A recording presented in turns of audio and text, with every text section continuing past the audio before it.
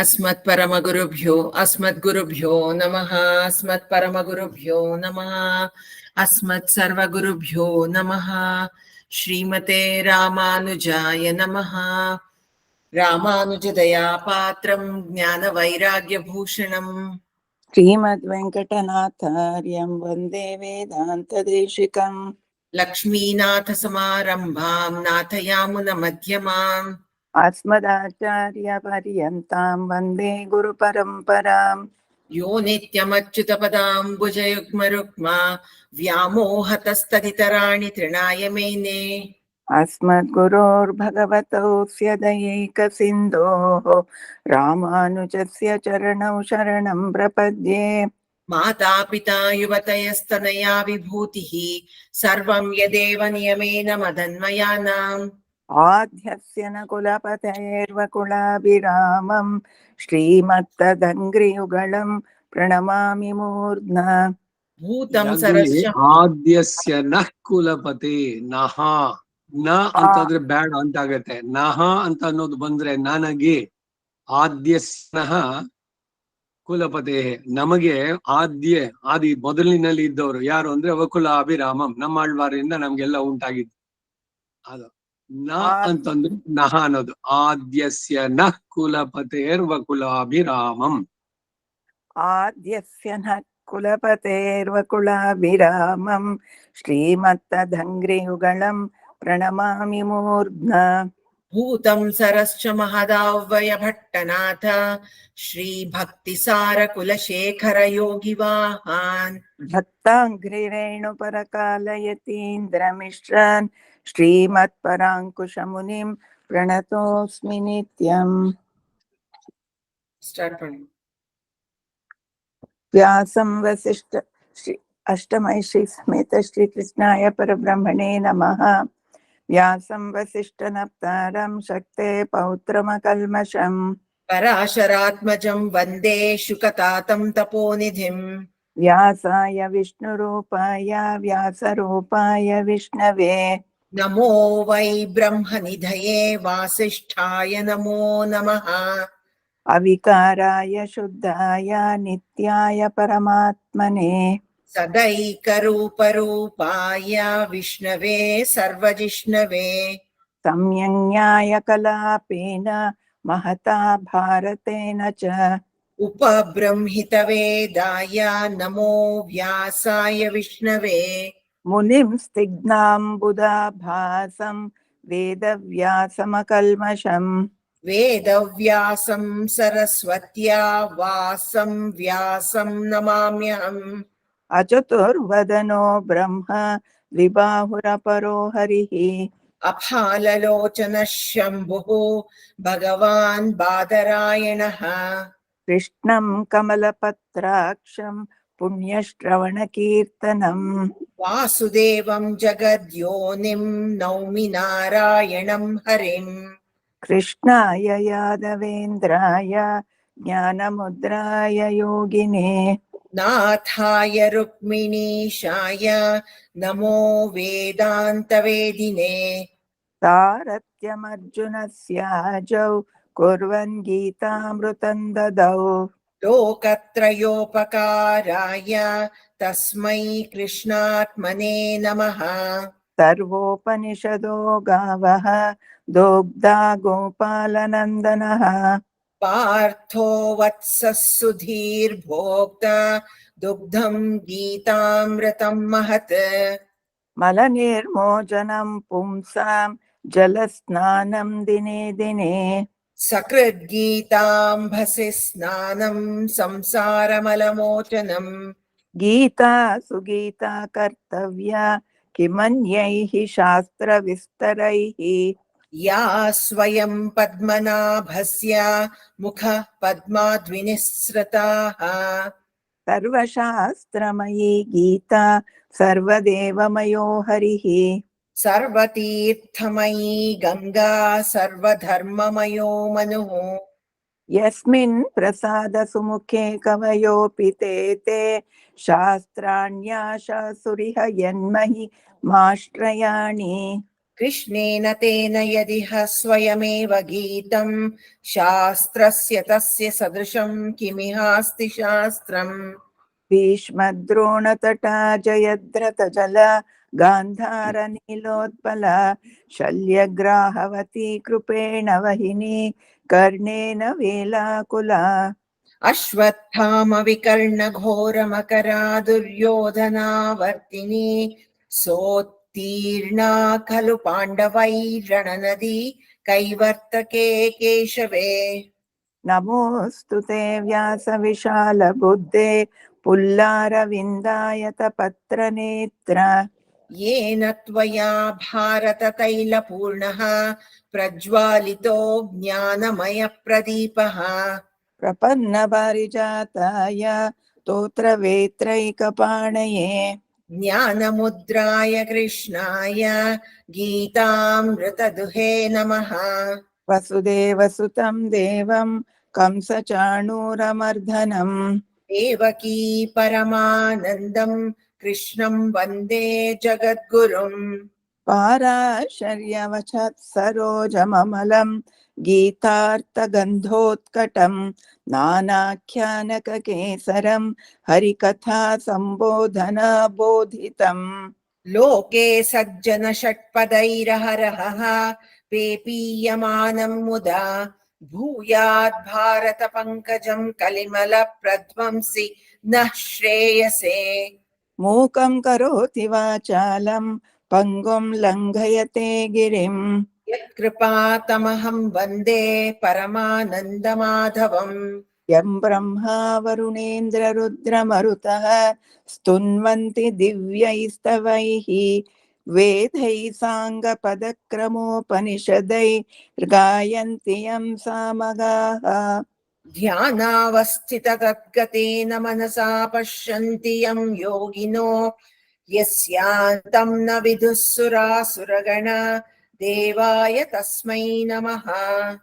पार्थाय प्रतिबोधितां भगवता नारायणेन स्वयं व्यासेन ग्रथितां पुराणमुनिना मध्ये महाभारतम् अद्वैतामृतवर्षिणीं भगवतीम् अष्टादशाध्यायिनीम् अम्ब त्वाम् अनुसन्दधामि भगवद्गीते भवद्वेषिणीम्।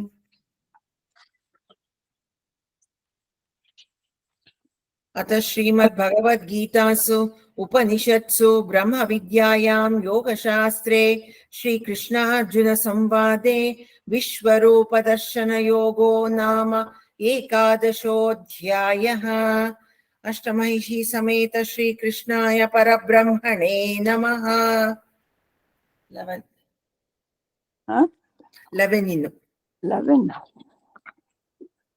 11 to 20 दिव्यमालाम्बरधरं दिव्यगन्धानुलेपनं सर्वाश्चर्यमयं देवम् अनन्तं विश्वतोमुखम् दिवि सूर्यसहस्रस्य भवेद्युगपदुत्थिता यदि बाः सदृशी सा स्यात् भासस्तस्य महात्मनः तत्रैकस्थं जगत्कृत्स्नं प्रविभक्तमनेकधा अपश्यद्देवदेवस्य शरीरे पाण्डवस्तदा ततः स विस्मयाविष्टो हृष्टरोमा धनञ्जयः प्रणम्य शिरसा देवं कृताञ्जलिरभाषत। अर्जुन उवाच पश्यामि देवांस्तव देवदेहे सर्वांस्तथा भूतविशेष सङ्घान् ब्रह्माणमीशं कमलासनस्थं ऋषींश्च सर्वान् उरगांश्च दिव्यान् अनेकबाहूदरवक्त्रनेत्रं पश्यामि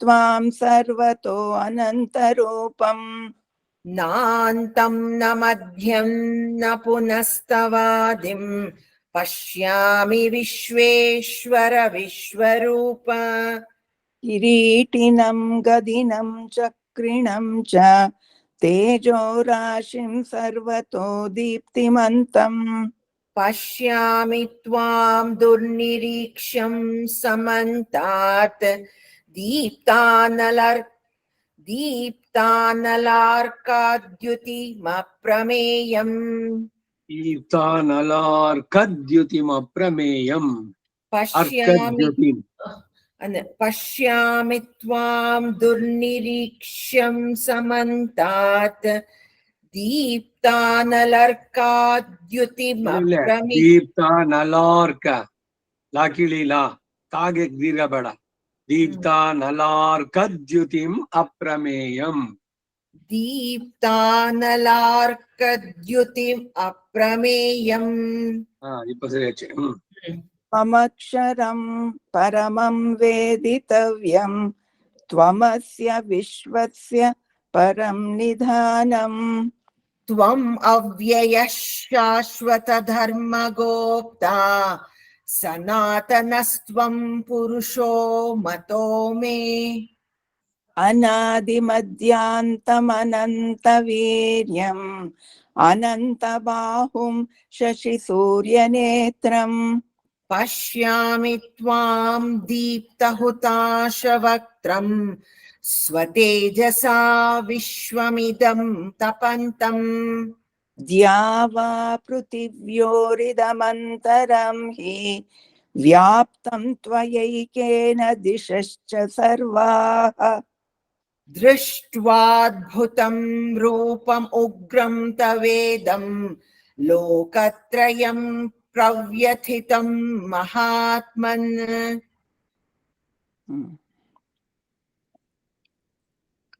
इಪ್ಪತ್ತೊಂದರಿಂದ ಆಗ್ಬೇಕಲ್ವಾ अमीहि त्वां सुरसङ्घा विशन्ति केचित् भीताः प्राञ्जलयो गृह्णन्ति अमीहि त्वां सुरसङ्घा विशन्ति केचित् भीताः प्राञ्जलयो गृह्णन्ति अमीहि त्वां सुरसङ्घा विशन्ति केचित् भीताः प्राञ्जलयो गृह्णन्ति स्वस्तीत्युक्त्वा महर्षिसिद्धसङ्घाः स्तुवन्ति त्वां स्तुतिभिः पुष्कलाभिः स्वस्तीत्युक्त्वा महर्षिसिद्धसङ्घाः स्तुवन्ति त्वां स्तुतिभिः पुष्कलाभिः स्वस्तीत्युक्त्वा महर्षिसिद्धसङ्घाः स्तुवन्ति त्वां स्तुतिभिः पुष्कलाभिः रुद्रादित्या वसवो ये च सद्या विश्वेश्विनौ मरुतश्चोष्मपाश्च रुद्रादित्या वसवो ये च साध्या विश्वेश्विनौ मरुतश्चोष्मपाश्च रुद्रादित्या वसवो ये च साध्या विश्वेश्विनौ मरुतश्चोष्मपाश्च गन्धर्वयक्षासुरसिद्धसङ्घा वीक्षन्ते त्वां विस्मिताश्चैव सर्वे गन्धर्वयक्षासुरसिद्धसङ्घा वीक्षन्ते त्वां विस्मिताश्चैव सर्वे गन्धर्वयक्षासुरसिद्धसङ्घा वीक्षन्ते त्वां विस्मिताश्चैव सर्वे रूपं महत्ते बहुवक्त्रनेत्रं महाबाहो बहुबाहुरुपादम् रूपं महत्ते बहुवक्त्रनेत्रं महाबाहो बहुबाहुरुपादम् रूपं महत्ते बहुवक्त्रनेत्रं महाबाहो बहुबाहूरुपादम् बहूदरं बहुदंशाकरालं दृष्ट्वा लोकाः प्रव्यथितास्तथाहम् बहूदरं बहुदंष्ट्राकरालं दृष्ट्वा लोकाः प्रव्यथितास्तथाहम् बहूदरं बहुदंष्ट्राकरालं दृष्ट्वा लोकाः प्रव्यथितास्तथाहम् नभस्पृशं दीप्तमनेकवर्णं व्यात्ताननं दीप्तविशालनेत्रम् नभस्पृशं दीप्तमनेकवर्णं व्यात्ताननं दीप्तविशालनेत्रम् नभस्पृशं दीप्तमनेकवर्णं व्यात्ताननं दीप्तविशालनेत्रम् दृष्ट्वा हि त्वां प्रव्यथितान्तरात्मा धृतिं न विन्दामि शमं च विष्णो दृष्ट्वा हि त्वां प्रव्यथितान्तरात्मा धृतिं न विन्दामि शमं च विष्णो दृष्ट्वा हि त्वां प्रव्यथितान्तरात्मा धृतिं न विन्दामि शमं च विष्णो दंशाकरालानि च ते मुखानि दृष्ट्वैव कालानलसंनिभानि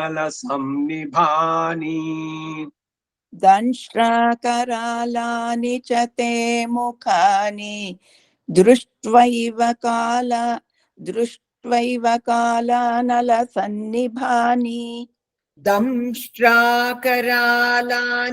च ते मुखानि दृष्ट्वैव कालानलसन्निभानि दिशो न जाने न लभे च शर्मा प्रसीद देवेश जगन्निवास दिशो न जाने न लभे च शर्मा प्रसीद देवेश जगन्निवास दिशो न जाने न लभे च शर्मा प्रसीद देवेश जगन्निवास अमी च त्वां धृतराष्ट्रस्य पुत्राः सर्वे सहैवावनिपालसङ्घैः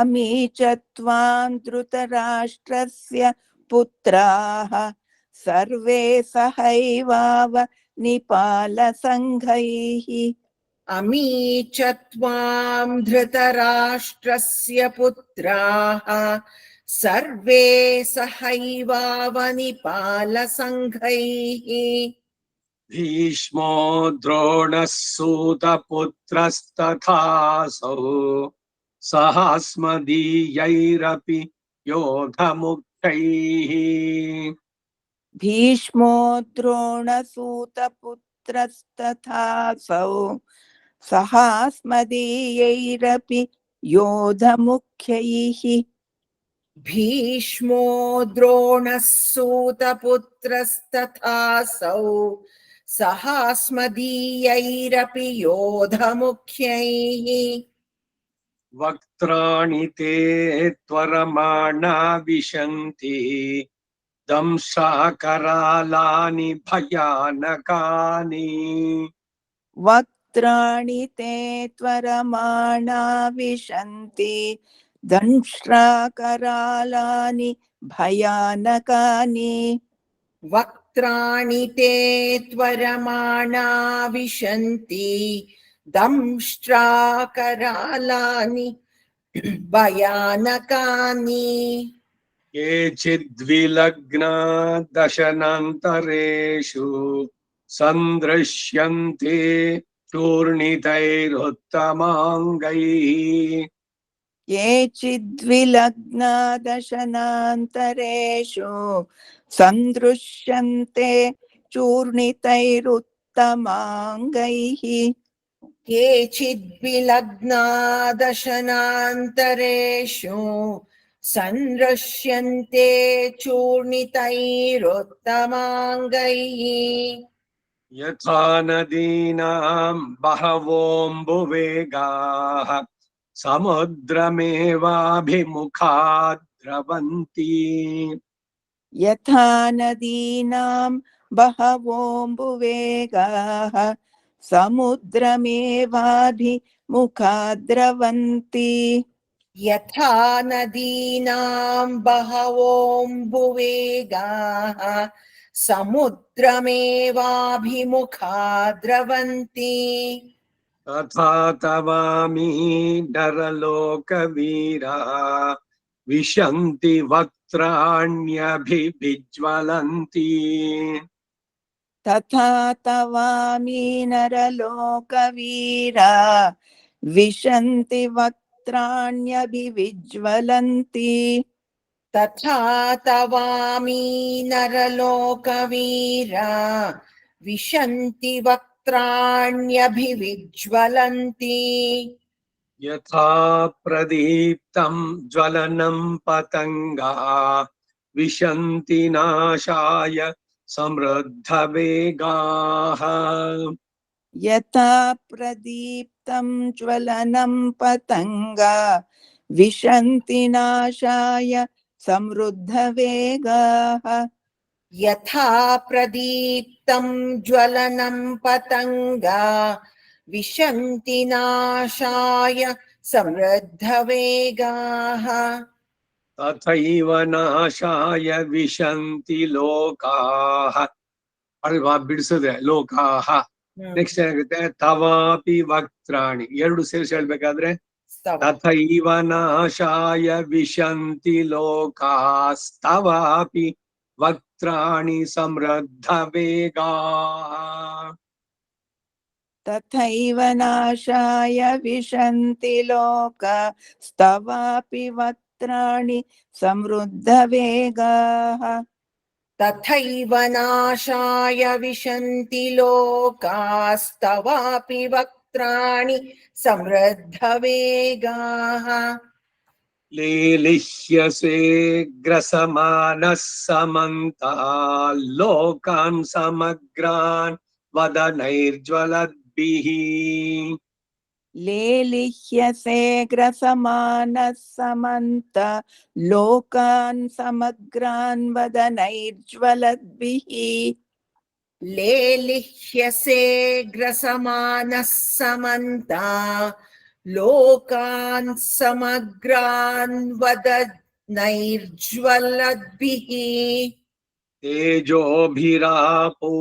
जगत्समग्रम् भासस्तवोग्राः प्रतपन्ति विष्णो तेजोभिरापूर्य जगत्समग्रं भासस्तवोग्राः प्रतपन्ति विष्णो तेजोभिरापूर्य जगत्समग्रम् भासस्तवोग्राः प्रतपन्ति विष्णु 31ನೇ ಶ್ಲೋಕ ಆಖ್ಯಾಹಿ ಮೇ ಕಹ ಭವಾನ್ ಉಗ್ರರೂಪಃ ನಮಃ ಅಸ್ತು ತೇ ದೇವವರ ಪ್ರಸೀದ ವಿಜ್ಞಾತುಂ ಇಚ್ಛಾಮಿ ಭವಂತಂ ಆದ್ಯಂ ನ ಹಿ ಪ್ರಜಾನಾಮಿ ತವ ಪ್ರವೃತ್ತಿಂ ಆಖ್ಯಾಹಿ ಮೇ ಕೋ ಭವಾನುಗ್ರರೂಪೋ आख्याहि मे को भवानुग्ररूपो आख्याहि मे को भवान् उग्ररूपो नमोऽस्तु ते देववर प्रसीद नमोऽस्तु ते देववर प्रसीद नमोऽस्तु ते देववर प्रसीद विज्ञातुमिच्छामि भवन्तमाद्यम् विज्ञातुमिच्छामि भवन्तमाद्यम् विज्ञातुम् इच्छामि भवन्तमाद्यम् न हि प्रजानामि तव प्रवृत्तिम् न हि प्रजानामि तव प्रवृत्तिम् न हि प्रजानामि तव प्रवृत्तिम् ಉಗ್ರರೂಪಿಯಾದ ನೀನ್ ಯಾರು ನನಗೆ ಹೇಳು. ಏ ದೇವಶ್ರೇಷ್ಠನೇ, ನಿನಗೆ ಇದು ನಮಸ್ಕಾರಗಳು. ಪ್ರಸನ್ನನಾಗು.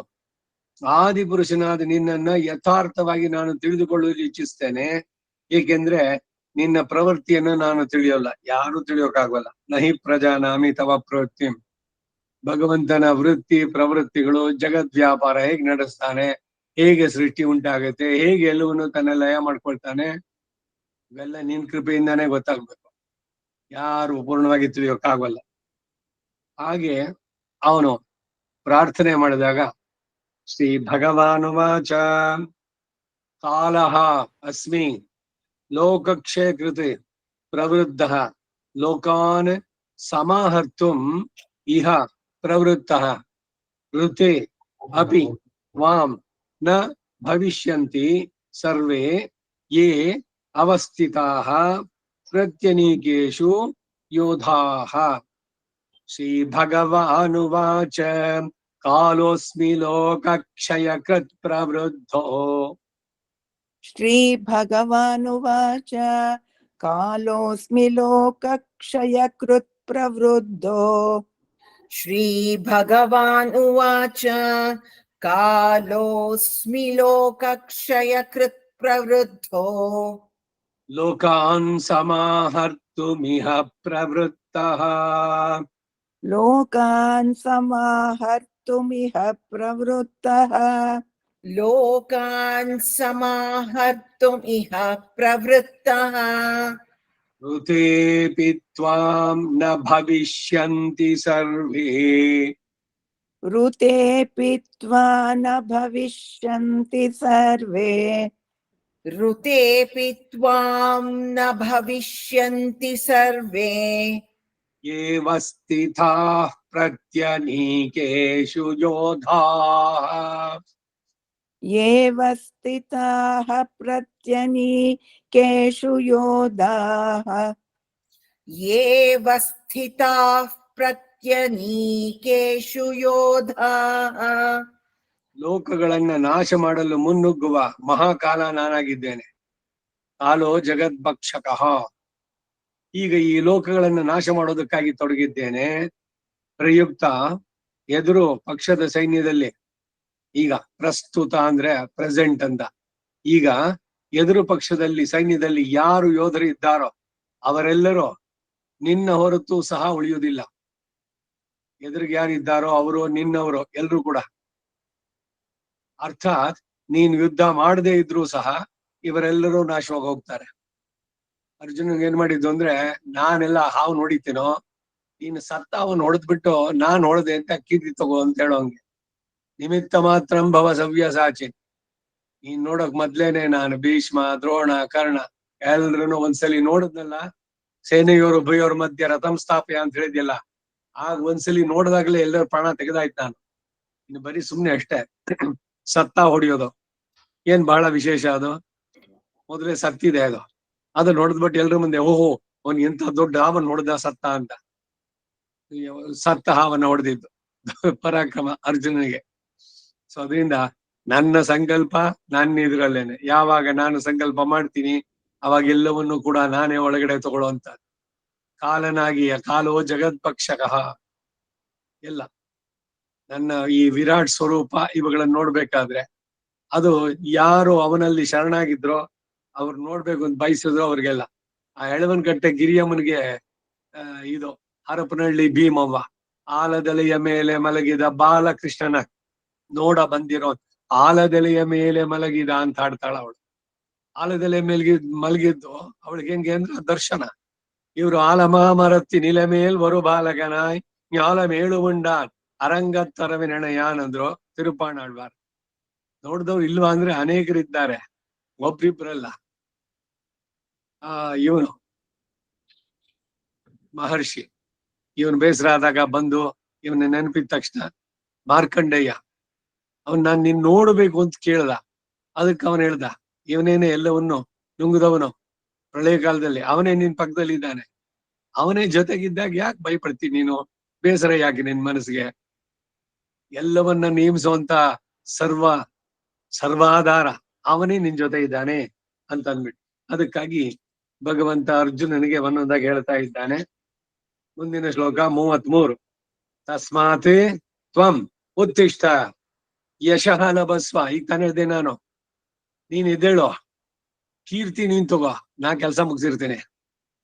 ಉತ್ತಿಷ್ಠ ಯಶಃ ಲಭಸ್ವ ಜಿತ್ವಾ ಶತ್ರುನ, ಈ ಶತ್ರುಗಳನ್ನೆಲ್ಲ ಜಯಿಸಿ, ಇದು ಬರೋದು ಜಯಿಸಿದವನು ಅಂತ. ಜಿತ್ವಾ ಶತ್ರುನ ಭುಂಕ್ಷ್ವ ರಾಜ್ಯಂ ಸಮೃದ್ಧ, ಈ ರಾಜ್ಯ ಭೋಗಗಳನ್ನ ಅನುಭವಿಸು. ಮಯಾ ಏವ ಏತೆ ನಿಹತಾಹ, ಇವರೆಲ್ಲರೂ ಕೂಡ ಮೊದಲೇ ನನ್ನಿಂದಲೇ, ಪೂರ್ವಂ ಏವ ಇವರೆಲ್ಲ ನನ್ನಿಂದಲೇ ಹತರಾದವರು. ನೀನು ಬರೀ ನಿಮಿತ್ತ ಮಾತ್ರ ಭವ ಸವ್ಯಸಾಚಿನ್, ಬರೀ ಇನ್ಸ್ಟ್ರೂಮೆಂಟ್ ಅಷ್ಟೇ ನೀನು, ನಾನೇ ಎಲ್ಲವನ್ನು ಮಾಡುವಂತವನು. ಸೊ ಅದರಿಂದ ನಿನಗೆ ನಿನ್ನ ಕರ್ತವ್ಯ, ಎದ್ದೇಳು, ಮಾಡು, ಕೀರ್ತಿಯನ್ನ ಪಡಿ, ನಾನು ಮಾಡಿದ್ದೀನಿ ಎಲ್ಲದನ್ನು ಅಂತಾನೆ. ತಸ್ಮಾತ್ ತ್ವಮುತ್ತಿಷ್ಠ ಯಶೋ ಲಭಸ್ವ. ತಸ್ಮಾತ್ ತ್ವಮುತ್ತಿಷ್ಠ ಯಶೋ ಲಭಸ್ವ. ತಸ್ಮಾತ್ ತ್ವಮುತ್ತಿಷ್ಠ ಯಶೋ ಲಭಸ್ವ. ಜಿತ್ವಾ ಶತ್ರೂನ್ ಭುಂಕ್ಷ್ವ ರಾಜ್ಯಂ ಸಮೃದ್ಧಂ. ಜಿತ್ವಾ ಶತ್ರೂನ್ ಭುಂಕ್ಷ್ವ ರಾಜ್ಯಂ ಸಮೃದ್ಧಂ. ಜಿತ್ವಾ ಶತ್ರೂನ್ ಭುಂಕ್ಷ್ವ ರಾಜ್ಯಂ ಸಮೃದ್ಧಂ. ಮಯೈವೈತೆ ಮಯಾ ಏವ ಏತೆ, ಸಂಧಿಗಳಾದಾಗ ಮಯೈವೈತೆ ನಿಹತಾ ಪೂರ್ವಮೇವ. ಮಯೈವೈತೆ ನಿಹತಾ ಪೂರ್ವಮೇವ. ಮಯೈವೈತೆ ನಿಹತಾಃ ಪೂರ್ವಮೇವ. ನಿಮಿತ್ತ ಮಾತ್ರಂ ಭವ ಸವ್ಯಸಾಚಿನ್. ನಿಮಿತ್ತ ಮಾತ್ರಂ ಭವ ಸವ್ಯಸಾಚಿನ್. ನಿಮಿತ್ತ ಮಾತ್ರಂ ಭವ ಸವ್ಯಸಾಚಿನ್. 34ನೇ ಶ್ಲೋಕ. ದ್ರೋಣಂ ಚ ಭೀಷ್ಮಂ ಚ, ಚ ಅಂದ್ರೆ ಮತ್ತು ಅಂತ, ಜಯದ್ರಥಂ ಚ ಕರ್ಣಂ ತಥಾ ಅನ್ಯಾನ್ ಅಪಿ ಯೋಧವೀರಾನ್ ಮಯಾ ಹತಾನ್ ತ್ವಂ ಜಹಿ ಮಾ ವ್ಯಥಿಷ್ಠಾಃ ಯುಧ್ಯಸ್ವ ಜೇತಾಸಿ ರಣೇ ಸಪತ್ನಾನೆ. ದ್ರೋಣಂಚ ಭೀಷ್ಮಂಚ ಜಯದ್ರಥಂಚ. ದ್ರೋಣಂ ಚ ಭೀಷ್ಮಂ ಚ ಜಯದ್ರಥಂ ಚ. ದ್ರೋಣಂ ಚ ಭೀಷ್ಮಂ ಚ ಜಯದ್ರಥಂ ಚ. ಕರ್ಣಂ ತಥಾನ್ಯಾನ್ ಅಪಿ ಯೋಧವೀರಾನ್. ಕರ್ಣಂ ತಥಾನ್ಯಾನಪಿ ಯೋಧವೀರ್ಯಾನ್. ಕರ್ಣಂ ತಥಾನ್ಯಾನ್ ಅಪಿ ಯೋಧವೀರಾನ್. ಮಯಾ ಹತಾಂಸ್ತ್ವಂ ಜಹಿ ಮಾ ವ್ಯತಿಷ್ಠಾ. ಮಯಾ ಹತಾಂಸ್ತ್ವಾಂ ಜಹಿ ಮಾ ವ್ಯಥಿಷ್ಠ. ಮಯಾ ಹತಾಂಸ್ತ್ವಂ ಜಹಿ ಮಾ ವ್ಯಥಿಷ್ಠ. ಯುಧ್ಯಸ್ವ ಜೇತಾಸಿ ರಣೇ ಸಪತ್ನಾನ್. ಯುದ್ಧಸ್ವ ಜೇತಾಸಿ ರಣೇ ಸಪತ್ನಾನ್. ಯುದ್ಧಸ್ವನ ತಂಬಿ, ಅದು ಯುಧ್ಯಸ್ವ ಸ್ವಾನ, ಅದು ಹಾಗೆ ಯಾವತ್ತು ದಾಕೆ ಯಾವತ್ತು, ಸಾಗೆ ವಾವತ್ತು. ಒಂದ್ ನಿಮಿಷ ತಡಿ, ಇನ್ನೊಂದು ತುಳುಪಾತಳು. ನಿಮಿತ್ತ ಮಾತ್ರಂ ಭವ ಸವ್ಯಸಾಚಿನ್. ಯುಧ್ಯಸ್ವ, ಹೌದು, ಧಾಕೆ ಯಾವತ್ತು, ಸಾಗ್ವಾವತ್ತು. ಯುಧ್ಯಸ್ವ, ಯುದ್ಧವನ್ನು ಮಾಡು ಅಂತ. ಆಮೇಲೆ ಇಲ್ಲಿ ತಸ್ಮಾತ್ವ ಮುತ್ತಿಷ್ಠ ಯಶೋ ಲಭಸ್ವ ಇದೆಯಲ್ಲ, ಆ ಉತ್ತಿಷ್ಟೋತ್ತಿಷ್ಟ ಗೋವಿಂದ ಅಂತ ಬರುತ್ತಲ್ಲ, ಅದೇ ಮೀನಿಂಗ್ ಅಲ್ಲ ಅಲ್ಲಿ. ಉತ್ತಿಷ್ಟ ಅಂದ್ರೆ ಏನು, ಎದ್ದೇಳು ಅಂತ.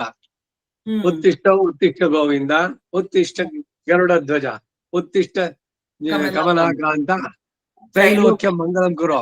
ಹಿಂಗೆ ಹ್ಮ್. ಕೌಸಲ್ಯ ಸುಪ್ರಾಜ ರಾಮ ಇನ್ನು ಹ್ಮ್. ಕೆಲ್ಸಗಳೇನಿದೆ ದೇವನಾಗಿ ಅದನ್ನ ನೆನಪಿಸೋದು ಅಂತದ್ದು ಭಗವಂತನ ಸುಪ್ರಭಾತ ಹೇಳ್ಬೇಕಾರೆ. ಉತ್ತಿಷ್ಠ ಅಂದ್ರೆ ಹೇಳು ಅಂತಾನೆ. ಇವಾಗ ಏನ್ ಹೇಳ್ಬೇಕಾಗಿದೆ ಇವನು ಮೋಹದಿಂದ ಬಿಟ್ಟು ಹ್ಮ್.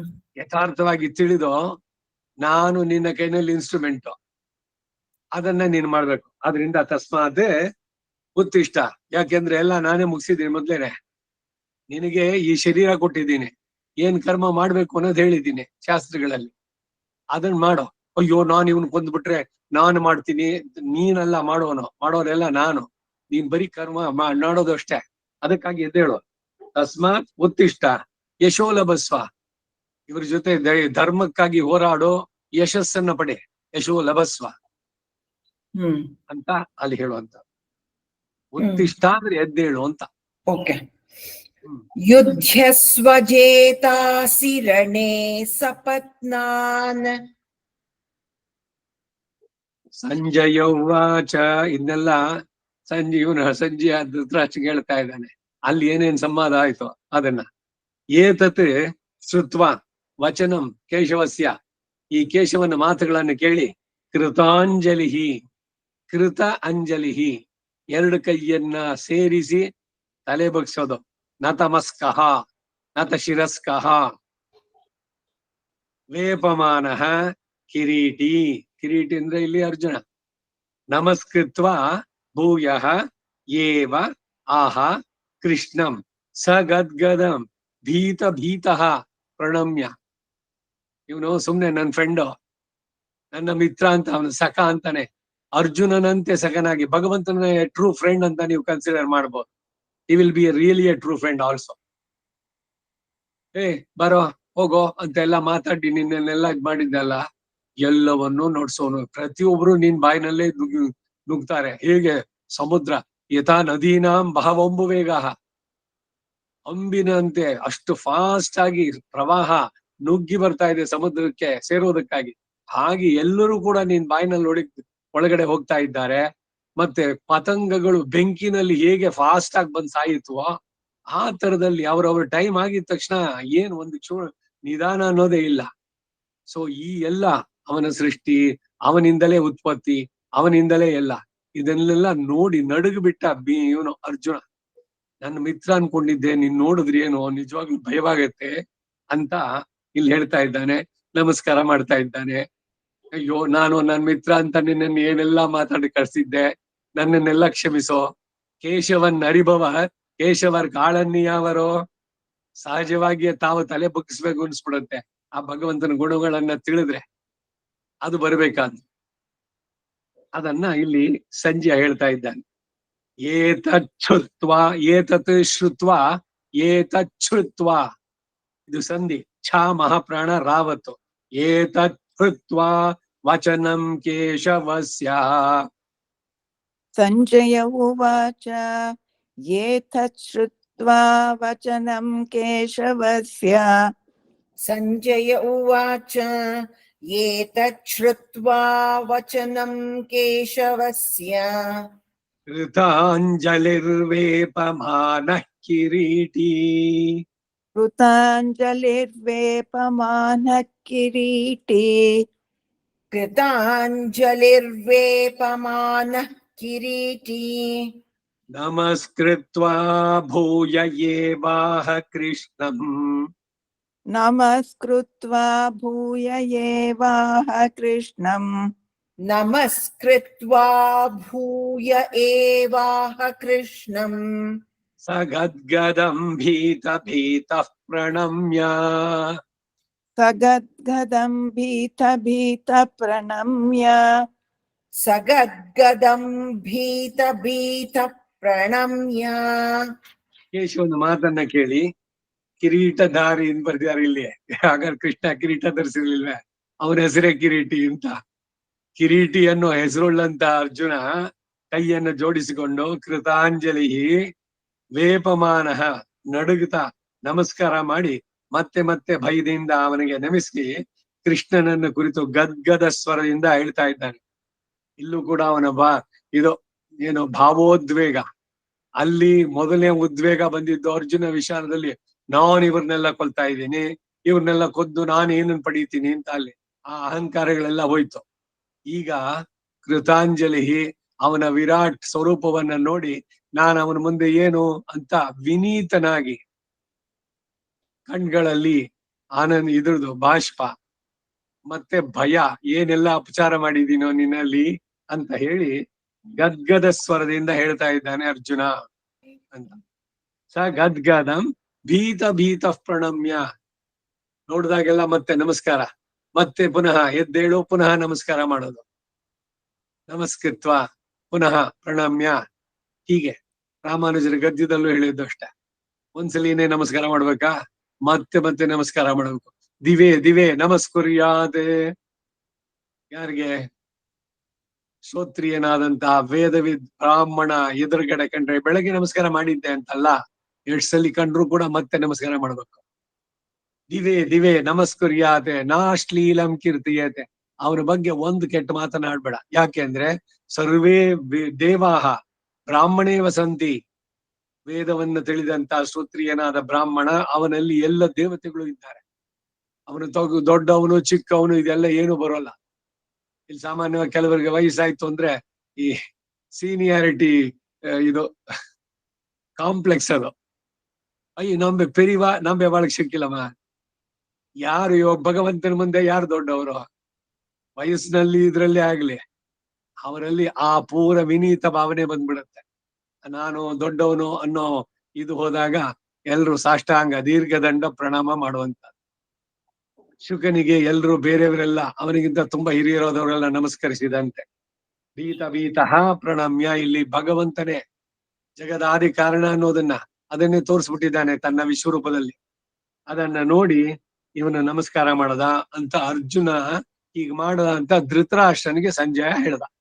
ಮುಂದಕ್ಕೆ ಅರ್ಜುನ ಉವಾಚ ಸ್ಥಾನೇ ಋಷಿಕೇಶ ತವ ಪ್ರಕೀರ್ತ್ಯ ಜಗತ್ ಪ್ರಹೃಷ್ಯತಿ ಅನುರಜ್ಯತೆ ಚ ರಕ್ಷಾಂಸಿ ಭೀತಾನಿ ದಿಶಃ ದ್ರವಂತಿ ಸರ್ವೇ ನಮಸ್ಯಂತಿ ಚ ಸಿದ್ಧಸಂಗಾಃ.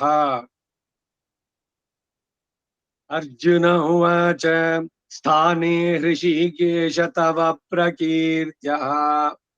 ಅರ್ಜುನ ಉವಾಚ ಸ್ಥಾನೇ ಋಷಿಕೇಶ ತವ ಪ್ರಕೀರ್ತ್ಯ.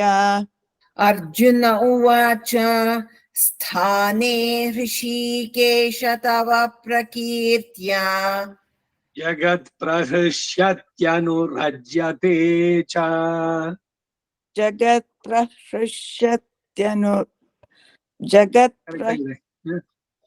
ಸರಿ ಇದೆ ಹೇಳಿ. ಅನುರಜ್ಯತೆ ಪ್ರಹೃಷ್ಯತಿ ಅನುರಜ್ಯತೆ ಪ್ರಹೃಷ್ಯತ್ಯನುರಜ್ಯತೆ. ಜಗತ್ ಪ್ರಹೃಷ್ಯತ್ಯನುರಜ್ಯತೆ ಚ. ಹೃಷ್ಯತಿ ಅಂದ್ರೆ ಸಂತೋಷ, ಪ್ರಹೃಷ್ಯ ಅಂದ್ರೆ ಪ್ರಕೃಷ್ಟೇನ ಹೃಷ್ಯ, ಬಹಳ ಆನಂದ, ಅತ್ಯಂತ ಆನಂದದಿಂದ. ಪ್ರಹೃಷ್ಯತಿ ಜಗತ್ ಪ್ರಹೃಷ್ಯತ್ಯನುರಜ್ಯತೆ. ಜಗತ್ ಪ್ರಹೃಷ್ಯತ್ಯನುರಜ್ಯತೆ ಚ. ಜಗತ್ ಪ್ರಹೃಷ್ಯತ್ಯನುರಜ್ಯತೆ ಚ. ರಕ್ಷಾಂಸಿ ಭೀತಾನಿ ದಿಶೋ ದ್ರವಂತಿ.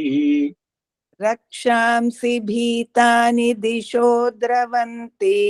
ರಕ್ಷಾಂಸಿ ಭೀತಾನಿ ದಿಶೋ ದ್ರವಂತಿ. ಸರ್ವೇ ನಮಸ್ಯಂತಿ ಚ ಸಿದ್ಧಸಂಘಾಃ. ಸರ್ವೇ ನಮಸ್ಯಂತಿ ಚ ಸಿದ್ಧಸಂಗಾಃ. ಸರ್ವೇ ನಮಸ್ಯಂತಿ ಚ ಸಿದ್ಧಸಂಘಾಃ. ಅರ್ಜುನ ಹೇಳ್ದ, ಹೇ ಅಂತರ್ಯಾಮಿಯೇ, ನಿನ್ನ ನಾಮ ಗುಣ ಮತ್ತು ಪ್ರಭಾವಗಳ ಕೀರ್ತನೆಯಿಂದ ಜಗತ್ತು ಅತ್ಯಂತ ಹರ್ಷವಾಗಿ ಅತ್ಯಂತ ಸಂತೋಷ ಪಡುತ್ತಾ ಇದೆ, ಮತ್ತೆ ಅನುರಾಗವನ್ನು ಸಹ ಪಡಿತಾ ಇದೆ. ಅವನನ್ನ ಕಂಡ ಒಂದು ಇದು ಸಂತೋಷ, ಅತ್ಯಂತವಾದ ಸಂತೋಷ. ಪ್ರಹರ್ಷ್ಯತಿ ಅಂದ್ರೆ ಪ್ರಕರ್ಷೇನ ಹೃಷ್ಯತಿ, ಬಹಳವಾಗಿ ಸಂತೋಷ ಪಟ್ಟಿದ್ದು. ಅದರ ಜೊತೆಗೆ ಅಂತವನನ್ನು ಸೇರ್ಬೇಕು ಅನ್ನುವಂತ ಬಯಕೆ, ಅನುರಾಗ ಅದು ಕೂಡ ಉಂಟಾಗ್ತಾ ಇದೆ. ಆದ್ರೆ ರಾಕ್ಷಸರೆಲ್ಲ ಭಯಭೀತಿಯಿಂದ ದಿಕ್ಕಾಪಾಲಾಗಿ ದಿಶೋದ್ರವಂತಿ ಓಡ್ತಾ ಇದ್ದಾರೆ. ಮತ್ತು ಸಿದ್ಧ ಸಂಘಾಹ, ಸಂಘ ಅಂತಂದ್ರೆ ಸಂಘ ಅಂದ್ರೆ ಏನು? ಒಂದಷ್ಟು ಜನರ ಒಂದು ಒಕ್ಕೂಟ. ಇಲ್ಲಿ ಸಿದ್ಧರು, ಚಾರಣರು, ವಿದ್ಯಾರರು, ಕಿನ್ನರು, ಕಿಂಪುರುಷರು, ನಾಗರು, ಯಕ್ಷರು, ಗಂಧರ್ವರು, ಹೀಗೆಲ್ಲ ಆ ಸಂಘಗಳು ಎಲ್ಲರೂ ಕೂಡ ನಮಸ್ಕಾರ ಮಾಡ್ತಾ ಇದ್ದಾರೆ ಭಗವಂತನಿಗೆ. ಇದೆಲ್ಲ ಸರ್ವೋಚಿತವೇ ಆಗಿದೆ ಅಂತ ಹೇಳ್ತಾ ಇದ್ದಾರೆ. ಅರ್ಜುನ ಭೀತನಾಗಿ ನಮಸ್ಕಾರ ಮಾಡಿ ಮುಂದಕ್ಕೇನು ಅಂದ್ರೆ ಇವರೆಲ್ಲ ಏನೇನ್ ಮಾಡ್ತಾ ಇದ್ದಾರೆ ಅನ್ನೋದನ್ನೆಲ್ಲ ಇದೆಲ್ಲ ನೋಡಿದವನು ಸಂಜಯ ನೋಡ್ಬಿಟ್ಟು ಇವನ್ಗೆ ಹೇಳ್ತಾ ಇದ್ದ. ಫಸ್ಟ್ ನೇರವಾಗಿ ಕೃಷ್ಣ ಅರ್ಜುನ ವಿಶ್ವರೂಪವನ್ನು ತೋರಿಸಿದ್ದು, ಅದನ್ನ ನೋಡುವ ಭಾಗ್ಯ ಇವನಿಗೆ ಸಂಜಯನಿಗೆ ಸಿಕ್ತು. ಅವನು ಇದರ ವರ್ಣನೆಯನ್ನು ಮಾಡ್ತಾ ಇದ್ದಾನೆ. ಹೀಗೆ 37ನೇ ಶ್ಲೋಕ. ಕಸ್ಮಾತ್ ಚ ತೇ ನಮೇರನ್ ಮಹಾತ್ಮನ್ ಗರೀಯಸೆ ಬ್ರಹ್ಮಣಃ ಅಪಿ ಆದಿಕರ್ತ್ರೇ ಅನಂತ ದೇವೇಶ ಜಗನ್ನಿವಾಸ ತ್ವಂ ಅಕ್ಷರಂ ನಕ್ಷರತಿ ಇತಿ ಅಕ್ಷರಂ. ಯಾವುದು ಕ್ಷಯಿಸೋದಿಲ್ವೋ ಅದು ಅಕ್ಷರ. ಅವ್ಯಯ ಯಾವುದು ವ್ಯಯವಾಗಿ ಖಾಲಿಯಾಗೋಲ್ವೋ ಅವ್ಯಯ. ಇಲ್ಲ ಭಗವಂತನ ಹೆಸರು ಅಕ್ಷರಂ. ಸತ್ ಅಸತ್ ತತ್ಪರಂ ಯತ್ ಅಂತಂದ. ಕಸ್ಮಾಚ್ಚತೆ ನಮೇರನ್ ಮಹಾತ್ಮನ್. ಕಸ್ಮಾಚ್ಚ ತೇನ ನಮೇರನ್ ಮಹಾತ್ಮನ್. ಕಸ್ಮಾಚ್ಚ ತೇನ ನಮೇರನ್ ಮಹಾತ್ಮನ್. ಗರೀಯಸೆ ಬ್ರಹ್ಮಣೋಪ್ಯಾದಿಕರ್ತ್ರೇ ಕರ್ತ್ರೇ. ಗರೀಯಸೆ ಬ್ರಹ್ಮಣೋಪ್ಯಾದಿಕರ್ತ್ರೇ. ಗರೀಯಸೆ ಬ್ರಹ್ಮಣೋಪ್ಯಾದಿಕರ್ತ್ರೇ. ಅನಂತ ದೇವೇಶ ಜಗನ್ನಿವಾಸ. ಅನಂತ ದೇವೇಶ ಜಗನ್ನಿವಾಸ. ಅನಂತ ದೇವೇಶ ಜಗನ್ನಿವಾಸ. ತ್ವಮಕ್ಷರಂ ಸದಸತ್ಪರಂ ಯತ್. ತ್ವಮಕ್ಷರಂ ಸದಸತ್ತತ್ಪರಂ ಯತ್. ತ್ವಂ ಅಕ್ಷರಂ ಸದಸತ್ತತ್ಪರಂ ಯತ್. ಸತ್ ಅಸತ್. ಸತ್ತು ನೀನೆ, ಅಸತ್ತು ನೀನೆ. ಸದಸಕ್ಷರಮಕ್ಷರಂ ವಿಷ್ಣು ಸಹಸ್ರನಾಮದಲ್ಲಿ ಸತ್ ಅದು ಪದ ವಿಂಗಡಣೆಯಲ್ಲಿ ಇದು ಪರಾಶರ ಭಟ್ರು ಅದನ್ನ ನಿರುಕ್ತವನ್ನು ಉಲ್ಲೇಖ ಮಾಡಿ ಅದು ಬಿಡಿಸಿ ಹೇಳಿದ್ದಾರೆ. ಇಲ್ಲಿ ಸಾಮಾನ್ಯವಾಗಿ ಎಲ್ಲರೂ ತಪ್ತಾರೆ ಆ ಬೇರೆ ಬೇರೆ ಪುಸ್ತಕಗಳಲ್ಲಿ ಇರುವಂತ. ಅದಕ್ಕೆ ಆ ಮೂಲ ಏನಿದೆ ಪರಾಶರ ಭಟ್ರದ್ದು ಆ ವ್ಯಾಖ್ಯಾನದಂತೆ ಶ್ಲೋಕಗಳಿರ್ಬೇಕು. ಹಾಗೇನೆ ಇದರಲ್ಲಿ ಕಡೆನಲ್ಲೂ ಅಷ್ಟೇ ಏನೋ ಯೋಗೋ ಇದೊಂದು ಬರುತ್ತೆ, ಅಲ್ಲಿಯೂ ಅಷ್ಟೇ ಆ ಪದ ಬಿಡಿಸ್ಬಿಡ್ತಾರೆ. ಅದಾಗ್ಬಾರ್ದು, ಅದ್ ಸೇರಿಸಿ ಹೇಳ್ಬೇಕು. ಅಲ್ಲಿ ನಿರುಕ್ತದ ಪ್ರಕಾರ ಅದ್ ಸರಿಯಾಗಿ ಬರುವಂತ ಈ ರೀತಿ. ಇಲ್ಲಿ ಸದಸತ್ ಪರಂ ಸದಸತಿ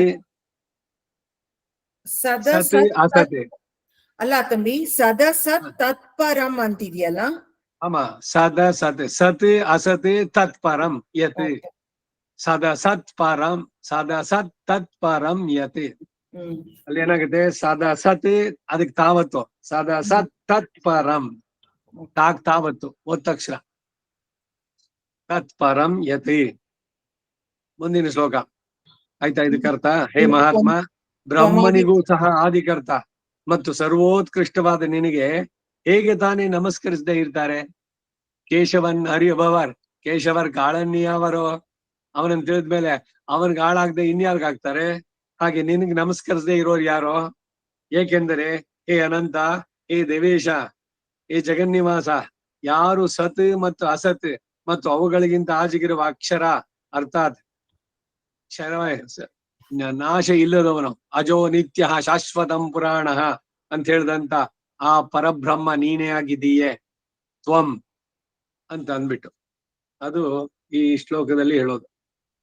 37 38 ತ್ವಂ ಆದಿದೇವಃ ಪುರುಷಃ ಪುರಾಣಃ ತ್ವಂ ಅಸ್ಯ ವಿಶ್ವಸ್ಯ ಪರಂ ನಿಧಾನಂ ವೇತ್ತಾ ಅಸಿ ವೇದ್ಯಂ ಚ ಪರಂ ಚ ಧಾಮ ತ್ವಯಾ ತತಂ ವಿಶ್ವಂ ಅನಂತ ರೂಪ ತ್ವಮಾದಿದೇವಃ ಪುರುಷಃ ಪುರಾಣಃ.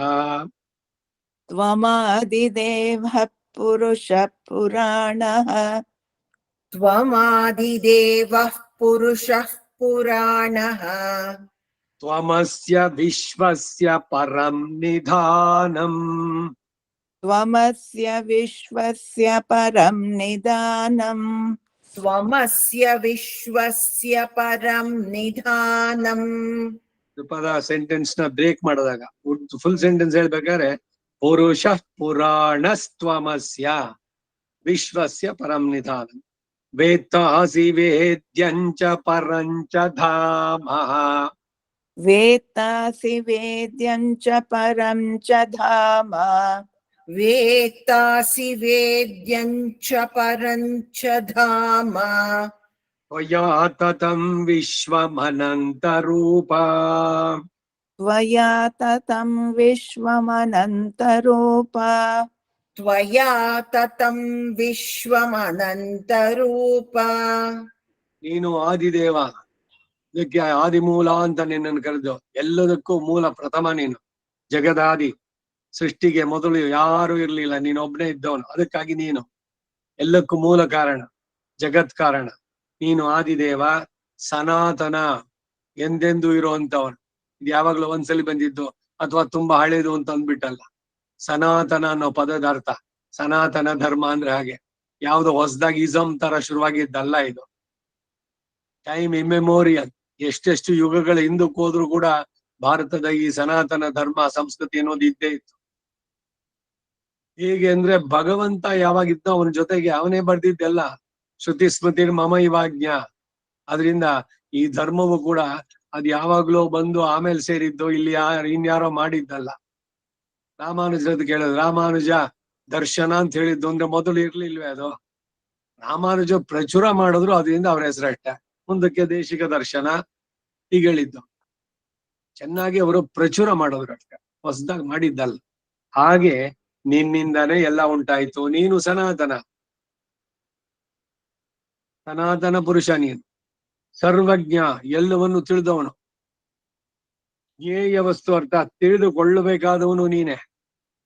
ನಾವು ಪಡೆಯಬೇಕಾದಂತ ಪರಮ ಗುರಿ ಯಾವುದು ಅಂದ್ರೆ ಅವನೇ, ಅವನನ್ನು ತಿಳಿಯೋದು. ಮತ್ತೆ ಪರಮ ಧಾಮವಾಗಿದೆಯಾ, ಫೈನಲ್ ಡೆಸ್ಟಿನೇಷನ್ ಫಾರ್ ಅಸ್. ವಿಶ್ರಾಂತಿ ಧಾಮ. ಧಾಮ ಅಂದ್ರೇನು? Resting place. ಪರಮಧಾಮ ವೈಕುಂಠ. ಈ ಜಗತ್ತಿಗೆ ನೀನು ಪರಮ ಆಶ್ರಯನಾಗಿದ್ದೀಯೆ. ಹೇ ಅನಂತ ರೂಪನೇ, ನಿನ್ನಿಂದ ಈ ಜಗತ್ತೆಲ್ಲ ವ್ಯಾಪಿಸಲ್ಪಟ್ಟಿದೆ. ಚರಾಚರಾಣಿ ಸರ್ವಾಣಿ ಸರ್ವಂ, ಎಲ್ಲವೂ ನಿನ್ನ ಶರೀರ. ನೀನಿಲ್ಲದಂತ ಯಾವೊಂದು ವಸ್ತುನೂ ಇಲ್ಲ. ಎಲ್ಲವನ್ನು ನಿನ್ನ ಸಂಕಲ್ಪದಿಂದಲೇ ನೀನು ನಿಯಮಿಸ್ತಾ ಇದ್ದೀಯ. ನೀನು ಆಧಾರವಾಗಿದ್ದೀಯ. ನೀನು ಎಲ್ಲರಿಗೂ ಶೇಷಿ, ಸರ್ವಶೇಷಿನ್ ಅಂತ. 39ನೇ ಶ್ಲೋಕ.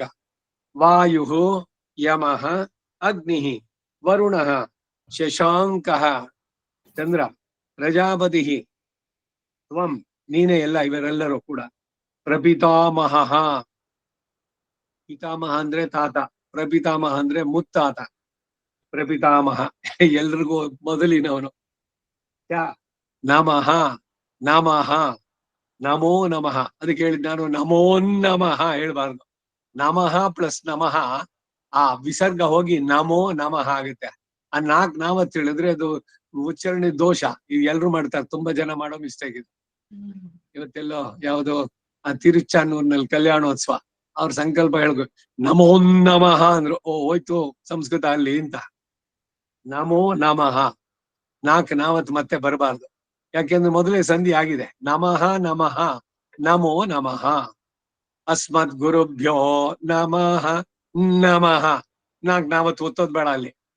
ಅಸ್ಮತ್ ಪರಮ ಗುರುಭ್ಯೋ ನಮಃ, ಅಸ್ಮತ್ ಸರ್ವ ಗುರುಭ್ಯೋ ಗುರುಭ್ಯಃ ನಮಃ, ಗುರುಭ್ಯೋ ನಮಃ. ಹಾಗೆ ಇಲ್ಲೂ ಅಷ್ಟೇ. ನಮೋ ನಮಸ್ತೇಸ್ತು ಸಹಸ್ರ ಕೃತ್ವ ಪುನಶ್ಚ, ಪುನಃ ಚ ಪುನಶ್ಚ, ಶ್ಚತ್ವ ಸಂಧಿ. ಪುನಶ್ಚ ಭೂಯಃ ಅಪಿ ಭೂಯೋಪಿ, ಅವಗ್ರಹ ಎಸ್ ಅಂತ ಬರುವಂತಹದ್ದು. ಭೂಯೋಪಿ, ಭೂಯೋ ಅಪಿ ಅಂತ ತಪ್ಪು, ಅದು ಮಾಡಬಾರ್ದು. ಭೂಯಃ ಅಪಿ ಬಿಡ್ಸೋದಾದ್ರೆ ಭೂಯೋಪಿ. ನಮೋ ನಮಸ್ತೆ, ಹೀಗೆ ವಾಯುರ್ಯಮೋಗ್ನಿರ್ವರುಣ ಶಶಾಂಕಃ ವಾಯುರ್ಯಮೋಗ್ನಿರ್ವರುಣಃ ಶಶಾಂಕಃ ವಾಯುರ್ಯಮೋಗ್ನಿರ್ವರುಣಃ ಶಶಾಂಕಃ ಪ್ರಜಾಪತಿಸ್ತ್ವಂ ಪ್ರಪಿತಾಮಹಶ್ಚ ಪ್ರಜಾಪತಿಸ್ತ್ವಂ ಪ್ರಪಿತಾಮಹಶ್ಚ ಪ್ರಜಾಪತಿಸ್ತ್ವಂ ಪ್ರಪಿತಾಮಹಶ್ಚ ನಮೋ ನಮಸ್ತೇಸ್ತು ಸಹಸ್ರಕೃತ್ವಃ ನಮೋ ನಮಸ್ತೇಸ್ತು ಸಹಸ್ರಕೃತ್ವಃ ನಮೋ ನಮಸ್ತೇಸ್ತು ಸಹಸ್ರಕೃತ್ವಃ ಪುನಶ್ಚ ಭೂಯೋಪಿ ನಮೋ ನಮಸ್ತೆ ಪುನಶ್ಚ ಭೂಯೋಪಿ ನಮೋ ನಮಸ್ತೆ ಪುನಶ್ಚ ಭೂಯೋಪಿ ನಮೋ ನಮಸ್ತೆ ಭೂಯ ಏವಾಸ್ತು ಭೂಯಃ ಎಲ್ಲಿ ಬರುತ್ತೆ ತಿರುಪಾವೈ ಆರಂಭದಲ್ಲಿ ಅದು ಅಷ್ಟೇ ಪುನಃ ಪುನಃ ನಮಸ್ಕಾರ ಮಾಡೋಣ. ಯಾಕೆ ಶ್ರುತಿ ಶತ ಶಿರಸಿದ್ಧಂ ಅಧ್ಯಾಪಯಂತಿ. ಶ್ರುತಿ ಶ್ರುತಿ ಶಿರಸ್ಸು, ಶ್ರುತಿ ಶತ ಅಂದ್ರು 108 ಉಪನಿಷತ್ತುಗಳಲ್ಲಿ ಹೇಳಿದ್ದನ್ನೇ ಅಧ್ಯಾಪಯಂತಿ ಸ್ವಚ್ಛಿಷ್ಠಾಯಾಮ್ ಸಜನಿಗಳಿತಂ ಯಾ ಬಲಾತ್ಕೃತ್ಯ ಭುಂಕ್ತೆ ಗೋದಾತಸ್ಯೈ ನಾಮ ಈದಂ ಭೂಯ ಏವಾಸ್ತು ಭೂಯಃ. ನಮ ಇದಂ ಪುನಃ ಪುನಃ ನಿನಗೆ ನಮಸ್ಕಾರ, ಭೂಯ ಮತ್ತೆ ಮತ್ತೆ ಉಂಟಾಗ್ಲಿ. ಭೂಯೋಪಿ ನಮೋ ನಮಸ್ತೆ. ನೀನು ವಾಯು, ಯಮರಾಜ, ಅಗ್ನಿ, ವರುಣ, ಚಂದ್ರ, ಪ್ರಜಾಪತಿ ಅರ್ಥಾತ್ ಬ್ರಹ್ಮನಿಗೆ ಚತುರ್ಮುಖ ಬ್ರಹ್ಮನಿಗೆ ಪ್ರಜಾಪತಿ ಅಂತ ಕೂಡ ಹೆಸರು. ಅವನಿಂದ ಪ್ರಜಾಪತಿಗಳು ಉಂಟಾದ್ರು, ಮುಂದಕ್ಕೆ ಅವ್ರನ್ನೂ ಪ್ರಜಾಪತಿಗಳು ಅಂತ ಹೇಳಿದ್ದು, ನವಬ್ರಹ್ಮರು ಅಂತ ಹೇಳುವಂತದ್ದು ಇದೆಲ್ಲ. ಅತ್ರಿ, ಮರೀಚಿ, ಅಂಗಿರಸ ಇವರೆಲ್ಲ ಬ್ರಹ್ಮನ ಮಾನಸ ಪುತ್ರರು. ಅವಾಗ ಯಾವ್ದು ಇವರು ಗರ್ಭವಾಸ ಅದು ಇದು ಅಂತೇನಿಲ್ಲ, ಇವರೆಲ್ಲ ಮಾನಸ ಪುತ್ರರು. ಭಗವಂತನ ಸಂಕಲ್ಪದಿಂದ ಹುಟ್ಟಿದವನು ಚತುರ್ಮುಖ ಬ್ರಹ್ಮ. ಈ ಪ್ರಜಾಪತಿನೂ ಅಷ್ಟೇ ಅವನ ಮನಸ್ಸಿನಿಂದ ಹುಟ್ಟಿದವನು. ಅವನು ಯಾವಾಗ ಸಂಕಲ್ಪಿಸಿದನೋ ನಾನು ಅನೇಕವಾಗಬೇಕು ಅಂತ, ಅವನ ನಾಭಿಯಿಂದ ಒಂದು ನಾಭಿ ಕಮಲ ಉಂಟಾಯ್ತು. ಕಮಲದಲ್ಲಿ ಇವನು ಫಸ್ಟ್ ಸೃಷ್ಟಿ. ಅವನು ಮುಂದೆ ಮಾಡಿದ್ದು ಕೂಡ ಮಾನಸಿಕವಾಗಿ. ಮುಂದಕ್ಕೆ ದಕ್ಷ ಪ್ರಜಾಪತಿ ಇದ್ರಲ್ಲಿ ಬಂದ ಮೇಲೆ ಈ ಪತಿ ಪತ್ನಿ ಎರಡು ಪುರುಷ ಸ್ತ್ರೀ ಅನ್ನೋ ವ್ಯತ್ಯಾಸಗಳೆಲ್ಲ ಆಮೇಲೆ ಉಂಟಾಗಿತ್ತು. ಮೊದಲು ಆರಂಭದಲ್ಲಿ ಎಲ್ಲವೂ ಕೂಡ ಮಾನಸಿಕವಾಗಿಯೇ ಸೃಷ್ಟಿಯಾಗಿತ್ತು. ಪ್ರಜಾಪತಿ ಅರ್ಥಾತ್ ಚತುರ್ಮುಖ ಬ್ರಹ್ಮ, ಮತ್ತು ಆ ಬ್ರಹ್ಮನಿಗೂ ಸಹ ತಂದೆ ನೀನು. ಅದಕ್ಕಾಗಿ ಅವನನ್ನ ಪ್ರಪಿತಾಮಹ ಅಂದಿ. ಪಿತಾಮಹ ಅನ್ನೋದು ಬ್ರಹ್ಮನಿಗೆ ಹೆಸರು. ಯಾಕೆಂದ್ರೆ ಅವನಿಂದ ಮುಂದಕ್ಕೆ ಸಂತಾನ, ಅವರುಗಳಿಗೆ ಮುಂದಕ್ಕೆಲ್ಲ ನೀವು ನಡೆಸಿ ಮುಂದುವರಿಸಿ ಅಂತ ಹೇಳಿದ. ಆವಯೋಹೋ ಪ್ರಜಾಶ್ಚ ಉತ್ಪಾದಯಿತವ್ಯಾಹ ಅಂತ ಸಂಕಲ್ಪ ಇದು ವಿವಾಹದಲ್ಲಿ ಇದ್ರಲ್ಲಿ. ಸೊ ವಂಶದ ಅಭಿವೃದ್ಧಿ ಮುಂದಕ್ಕೆ ಭಗವಂತನ ಆ ನಿಯಮನ ಇದು. ಸೃಷ್ಟಿಯ ಕೆಲಸ ಮುಂದುವರಿಯಲಿ ಅಂತ ಹೇಳಿ ಇವನು ಮಾಡಿದ್ದು. ಸೊ ಪಿತಾಮಹ ಅನ್ನೋ ಇದು. ಈಗ ಭೀಷ್ಮ ಪಿತಾಮಹ, ಭೀಷ್ಮನಿಗೆ ಪಿತಾಮಹ ಅಂತ ಹೇಳಿದ್ದು. ಏನ್ ಭೀಷ್ಮ ಎಲ್ರಿಗೂ ತಾತನ ಅಂದ್ರೆ, ಭೀಷ್ಮ ಆ ಚಿತ್ರಾಂಗ ವಿಚಿತ್ರ ಇವನು ಆಯ್ತು, ಇವನು ಅವರಿಬ್ರು ಮಕ್ಕಳು ಮೊದಲು ಅವನ ಬ್ರದರ್ಸ್ ಇದ್ರೇನೆ ಅಲ್ಲಿಂದ ಮುಂದಕ್ಕೆ ಬಂದವನು. ಸೊ ದುರ್ಯೋಧನಿಗೂ ಅರ್ಜುನಿಗೂ ಇವನು ಸಾಕ್ಷಾತ್ ತಾತ ಸಂಬಂಧ. ಮತ್ತೆ ಬೇರೆ ಎಲ್ರು ಭೀಷ್ಮ ಪಿತಾಮಹ ಅಂತ ಹೇಳಿದ್ರಲ್ಲ, ಆ ರೀತಿನಲ್ಲಿ ಇಲ್ಲಿ ಚತುರ್ಮುಖ ಬ್ರಹ್ಮನನ್ನ ಪಿತಾಮಹ ಅಂತ ಕರೆದ್ರೆ ಅವರಪ್ಪ ಯಾರು ಬ್ರಹ್ಮನಿಗೆ? ಅವನು ಪ್ರಪಿತಾಮಹ. ಅದರಿಂದ ಅರ್ಜುನ ಹೇಳ್ತಾ ಇದ್ದಾನೆ ನೀನೇ ಪ್ರಪಿತಾಮಹ. ಪ್ರಜಾಪತಿಸ್ತ್ವಂ ಪ್ರಪಿತಾಮಹಶ್ಚ. ಮತ್ತೊಮ್ಮೆ ನಿನಗೆ ನಮಸ್ಕಾರ, ನಿನಗೆ 1000 ಸಾರಿ ನಮಸ್ಕಾರ. ಪುನಃ ನಮೋ ನಮಸ್ತೆ ಇತ್ತು ಸಹಸ್ರಕೃತ್ವಃ. ಸಹಸ್ರ ಅಂದ್ರೆ 1000 ಅಂತಲ್ಲ, ಅನೇಕವಾಗಿ ಪುನಃ ಪುನಃ ಅವನಿಗೆ ನಮಸ್ಕಾರ.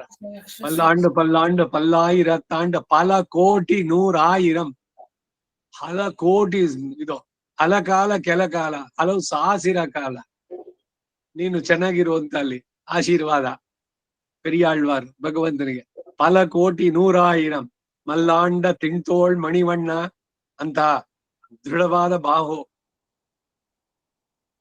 ಸಹಸ್ರ ಆನೆಗಳ ಬಲ ಇರುವಂತಹದ್ದು ಆಜಾನುಬಾಹು. ಅವನಿಗೆ ನೀನು 100 ಕಾಲ 1000 ಕಾಲ ಚೆನ್ನಾಗಿ ಬಾಳು ಅಂತ ಹೇಳೋದು. ಹಾಗೆ ಇಲ್ಲಿ ಸಹಸ್ರ ಕೃತ್ವ, ನಿನಗೆ ಸಾವಿರ ಸಾವಿರ ಬಾರಿ ನಮಸ್ಕಾರ, ಮತ್ತೊಮ್ಮೆ ನಮಸ್ಕಾರ, ಭೂಯಃ, ಪದೇ ಪದೇ ನಮಸ್ಕಾರ ನಮಸ್ಕಾರ. ಇನ್ನೇನು ಹೇಳಿ ನಿನಗೆ? ನಾವ್ ಇನ್ನೇನು ಹೇಳೋಕ್ಕಾಗುತ್ತೆ? ಎರಡು ಕೈಯನ್ನ ಸೇರಿಸಿ ಅಂಜಲಿ ಮಾಡ್ಬಿಟ್ರೆ ಮುಗಿದೋಯ್ತು. ಅದಕ್ಕೆ ಭಗವಂತ ಏನ್ ಅನ್ಕೊಳ್ತಾನೆ, ಅಯ್ಯೋ ಎರಡು ಕೈ ಸೇರಿಸ್ಬಿಟ್ಟು ಅವಳು ನಮಸ್ಕಾರ ಮಾಡಿದ್ಲಲ್ಲ, ಅವಳು ಕೇಳಿದ್ ವಸ್ತ್ರ ಕೊಟ್ಟಾಯ್ತಲ್ಲಿ ಯಾವಾಗ್ಲೇನೆ, ಆದ್ರೂ ಅವಳ ಋಣದಿಂದ ವಿಮುಕ್ತನಾಗ್ಲಿಲ್ಲ ಅಂತ. ಇದು ಅಂಜಲಿ ವೈಭವ. ಕೈ ಮುಗಿಯೋದು ಎಷ್ಟು ಮುಖ್ಯ ಅನ್ನೋದನ್ನ ಇಲ್ಲಿ ಎಷ್ಟು ಸಲ ನಮಸ್ಕಾರ ಮಾಡ್ಬೇಕು. ಅಯ್ಯೋ ಪೆರ್ಮಳಕ್ ಪರೀಕ್ಷೆ ಬುದ್ಧಮ ಶೇಷಿ ಪೋರು ಏನ್ ತಿರ್ಪಿ ಹೆಚ್ಚು ಮತ್ ನಮಸ್ಕಾರ ಮಾಡ್ತಿರೋದೇ ಅಂದ್ರೆ ನಮಸ್ಕಾರ ಮಾಡ್ತಾನೆ ಇರ್ಬೇಕು, ನಿಲ್ಸೋಂಗೆ ಇಲ್ಲ. ನೋಡಿ ಪದ್ಧತಿನಲ್ಲಿ ಇವಾಗ ಶ್ರೋತ್ರಿ ಇರೋ ಅಥವಾ ಶಿಷ್ಟಾಚಾರದಲ್ಲಿ ಅವ್ರು ಸೇರ್ಚ್ಕೊಂಡು ಇಂದಾಗ ಇವ್ರು ಪೋರು ಸೇರಿ ಅವ್ರು ನಮಸ್ಕಾರ ಮಾಡೋದು ನಿಲ್ಸೋದೇ ಇಲ್ಲ. ರಾಮಾನುಜರಿಗೆ ವಿಷ ಹಾಕ್ಬೇಕು ಅಂತೆಲ್ಲ ಮಾಡಿದ್ರು, ಸುದ್ದಿ ಅವ್ರಿಗೋಯ್ತು. ಯಾರಿಗೆ? ತಿರುಕೋಟಿಯವ್ರು ನಂಬೆ 17 ಸಲ ಅಲ್ಸಿದ್ರಲ್ಲ ಅವ್ರೇನೆ. ಅವ್ರು ಬಂದ್ರು ವಾಪಸ್ಸು ಶ್ರೀರಂಗಕ್ಕೆ. ಬರೋ ಟೈಮ್ 12:15. ಕಾವೇರಿ ನದಿ ಮರಳು ಚೆನ್ನಾಗಿ ಕಾದ್ಬಿಟ್ಟಿದೆ ಕೆಂಪಾಗಿ. ನೋಡಿದ ತಕ್ಷಣ ಇವ್ರು ನಮಸ್ಕಾರ ಮಾಡಿದ್ರು. 1 ಆಯ್ತು, 2 ಆಯ್ತು, 4 ಆಯ್ತು, 10 ಆಯ್ತು. ಅವ್ರು ನಮಸ್ಕಾರ ಅಂದ್ರೆ ಏನು? ಪೂರ ದೀರ್ಘದಂಡ ಪ್ರಣಾಮ. ಮೈ ಅಷ್ಟನ್ನ ಭೂಮಿ ಮೇಲೆ ಹೊರಗಿ ದೀರ್ಘವಾಗಿ, ಆ ಮರಳು ಕಾದ ಮರಳಿಗೆ ಶರೀರವೆಲ್ಲ ಪೂರ ಕೆಂಪಾಗಿ ಹೋಗಿದೆ ರಾಮಾನುಜರಿಗೆ. ನೋಡ್ತಾ ಎಲ್ರು ಸ್ತಂಭೀಭೂತರಾಗ್ಬಿಟ್ಟಿದ್ದಾರೆ. ಏನ್ ಹೇಳ್ತಾನೆ ಇಲ್ಲ ಗುರುಗಳು, ಸಾಕು ಅಂತ ಅವ್ರು ಸಾಕು ಅಂತ ಹೇಳ್ದೆ ಇವ್ರು ನಿಲ್ಸೋಲ್ಲ. ಕಡೆಗೆ ಅವನು ಕೋಪ ಬಂದ್ಬಿಡ್ತು. ಯಾರಿಗೆ? ಕಿಡಂಬಿ ಹೆಚ್ಚಾನ್ಗೆ ಬಂದ್ಬಿಟ್ಟು ರಾಮ ನಿನ್ಕೊಂಡು, ನಿಮ್ಮ ಈ ಇದಿದೆಯಲ್ಲ ನಿಮ್ ಶಿಷ್ಟಾಚಾರ ಸಾಕು ನಿಲ್ಸಿ ಅಂತ ಕೋಪದಿಂದ ಅವನು. ನಿಮ್ ಸ್ವಲ್ಪನಾದ್ರೂ ಕರುಣೆ ಇದೆಯಾ ಗುರುಗಳಿಗೆ? ತಮ್ಮ ಗುರುಗಳ ಗುರು ಅವರು ರೇಗ್ ಬಿಡ್ತಾನೆ ಗುರುಗಳ ಮೇಲೆ. ಏನು ಒಂದ್ ಸ್ವಲ್ಪನೂ ಇದೇ ಇಲ್ವಾ ನಿಮಗೆ? ಕರುಣೆ ಅನ್ನೋದೇ ಇಲ್ವಾ? ಅವ್ರ ಶರೀರ ಸುಟ್ಟು ಹೋಗ್ತಾ ಇದೆ ಅಂತ. ನಿನ್ನಂತವನು ಒಬ್ಬ ಸಿಗ್ತಾನ ಅಂತ ಕಾಯ್ತಿದ್ದೆಪ್ಪ ನಾನು. ಶಬಾಷ್. ಇನ್ ಮುಂದಕ್ಕೆ ಅವ್ರಿಗೆ ಅಡಿಗೆ ಕೆಲಸ ನೀನ್ ಮಾಡು. ಮಹಾನಸನಾಗಿ ರಾಮಾನುಜಿಗೆ ಅಡಿಗೆ ಕೆಲಸ ನೀನ್ ವಹಿಸ್ಕೊ, ಬೇರೆ ಯಾರು ಮಾಡೋದ್ ಬೇಡ. ಯಾಕೆಂದ್ರೆ ವಿಷ ಪ್ರಾಶನಕ್ಕೆ ಇನ್ಯಾರೋ ಪ್ರಯತ್ನ ಮಾಡಿದ್ದು. ಈ ರೀತಿ ಅವರನ್ನ ರಕ್ಷಿಸೋದಕ್ಕೇನೆ ಅವರ ಔದಾರ್ಯ. ತಿರುಕೋಟಿಯವ್ರು ನಂಬಿದು ಎಲ್ಲ ಆ ರಾಮಾನುಜರ ಕಥೆ. ಇದನ್ನೆಲ್ಲ ಓದೋದ್ರಿಗೆ ಗೊತ್ತಾಗುತ್ತೆ. ನಮಸ್ಕಾರ ಮಾಡೋದು ಎಷ್ಟ್ ಸಲಿ ಮಾಡ್ಬೇಕು? ಒಂದ್ಸಲಿ ಮಾಡ್ಬಿಟ್ಟು ಎದ್ ಬಿಡು ಅಂತದ್ ಇದ್ಯಾ? ಎಷ್ಟು ಸಲಿ ನಮಸ್ಕಾರ ಮಾಡಿದ್ರು ಪುನಃ ಭಗವಂತ ನಮಸ್ಕಾರ ಮಾಡೋದ್ರ ಬೇಜಾರಾಗ್ಬಾರ್ದು. ಅಯ್ಯೋ ಯತ್ನ ವಿಶೇಷ ಕೇಳಿದೆ ಪೋರು ಇಲ್ಲ, ಮಾಡ್ತಾ ಇರಿ, ಸಂತೋಷ ಪಡ್ತಾನೆ ಅವನು. ಅದಕ್ಕೆ ಪುನಃ ಭೂಯೋಪಿ ನಮೋ ನಮಸ್ತೆ ಅಂತ ಅಲ್ಲಿದ್ದು. 40ನೇ ಶ್ಲೋಕ. ನಮಃ ಪುರಸ್ತಾತೆ ಅಥ ಪೃಷ್ಠತಃ ತೇ ನಮಃ ಅಸ್ತು ತೇ ಸರ್ವತಃ ಏವ ಸರ್ವ ಅನಂತ ವೀರ್ಯ ಅಮಿತ ವಿಕ್ರಮಃ ತ್ವಂ ಸರ್ವಂ ಸಮಾಪ್ನೋಷಿ ತತಃ ಅಸಿ ಸರ್ವಃ. ನಮಃ ಪುರಸ್ತಾತ್ ಅಥ ಪೃಷ್ಠತಸ್ತೆ. ನಮಃ ಪುರಸ್ತಾದಥ ಪೃಷ್ಠತಸ್ತೆ.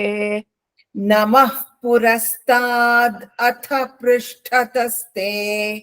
ನಮೋಸ್ತು ತೇ ಸರ್ವತ ಏವ ಸರ್ವ. ನಮೋಸ್ತು ತೇ ಸರ್ವತ ಏವ ಸರ್ವ. ನಮೋಸ್ತು ತೇ ಸರ್ವತ ಏವ ಸರ್ವ.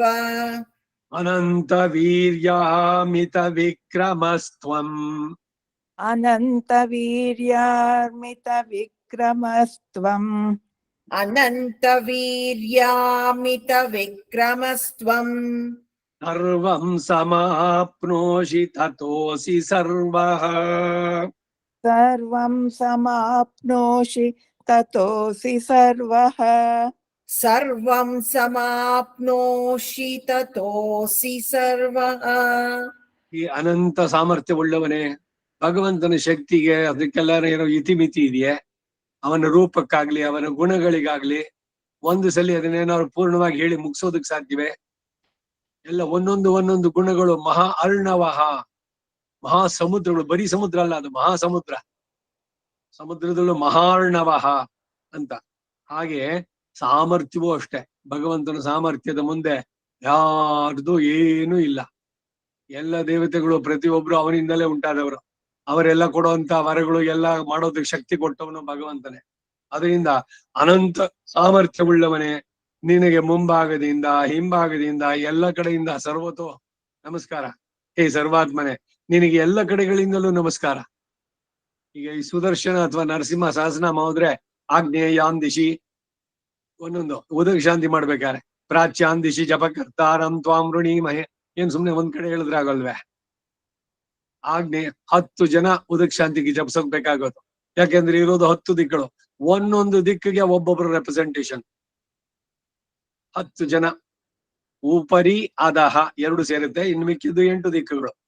ಅವಾಂತರ ದಿಶಾಹ ಆನೆ ವಾಯಿ, ಆಗ್ನೇಯ ನೈಋತ್ಯ ವಾಯವ್ಯ ಈಶಾನ್ಯ, ಪೂರ್ವ ಪಶ್ಚಿಮ ದಕ್ಷಿಣ ಉತ್ತರ ಗೊತ್ತು ನಿಮಗೆ. ಈ 4 ಪ್ಲಸ್ ಅದು ಅವಾಂತರ ದಿಶಾಹ ಪ್ಲಸ್ ಉಪರಿ ಅಧಃ ಎಲ್ಲ ಸೇರಿ 10.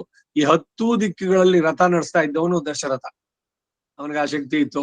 ಇಂದ್ರನ ಜೊತೆಗೆ ಹೋಗಿ ಸಹಾಯ ಮಾಡಿ ಯುದ್ಧದಲ್ಲಿ ರಾಕ್ಷಸರನ್ನ ಸೋಲಿಸಿ ಎಲ್ಲ ಮಾಡಿ ಬಂದವನು. ಅವನೊಬ್ಬನೇ ಅಲ್ಲ, ಅನೇಕರು ಇದ್ದಾರೆ. ಈ ರೀತಿ ಎಲ್ಲ ಸಾಧ್ಯ. ಹಾಗೆ ನಿನಗೆ ಎಲ್ಲ ದಿಕ್ಕಿನಲ್ಲೂ ನಮಸ್ಕಾರ, ಎಲ್ಲ ಕಡೆಯಿಂದನೂ ನಮಸ್ಕಾರ. ಏಕೆಂದ್ರೆ ಅನಂತ ಪರಾಕ್ರಮಶಾಲಿಯಾದ ನೀನು ಇಡೀ ಜಗತ್ತನ್ನೇ ವ್ಯಾಪಿಸಿದ್ದೀಯ. ವಾಸನಾದ್ ವಾಸುದೇವಸ್ಯ ವಾಸಿತಂತೆ ಜಗತ್ರಿಯಂ ಸರ್ವಭೂತ ನಿವಾಸೋಸಿ. ಭೂತ ದೆವ್ವ ಅಲ್ಲ, ಅಲ್ಲಿ ಎಲ್ಲ ಚೇತನರಲ್ಲಿಯೋ ಅಂತರ್ಯಾಮೆಯಾಗಿ ನೀನು ಇದ್ದೀಯ. ವಾಸುದೇವ ನಮಸ್ತುತೆ. ಅದಕ್ಕಾಗಿ ನಿನಗೆ ವಾಸುದೇವ ಅಂತ ಹೆಸರು.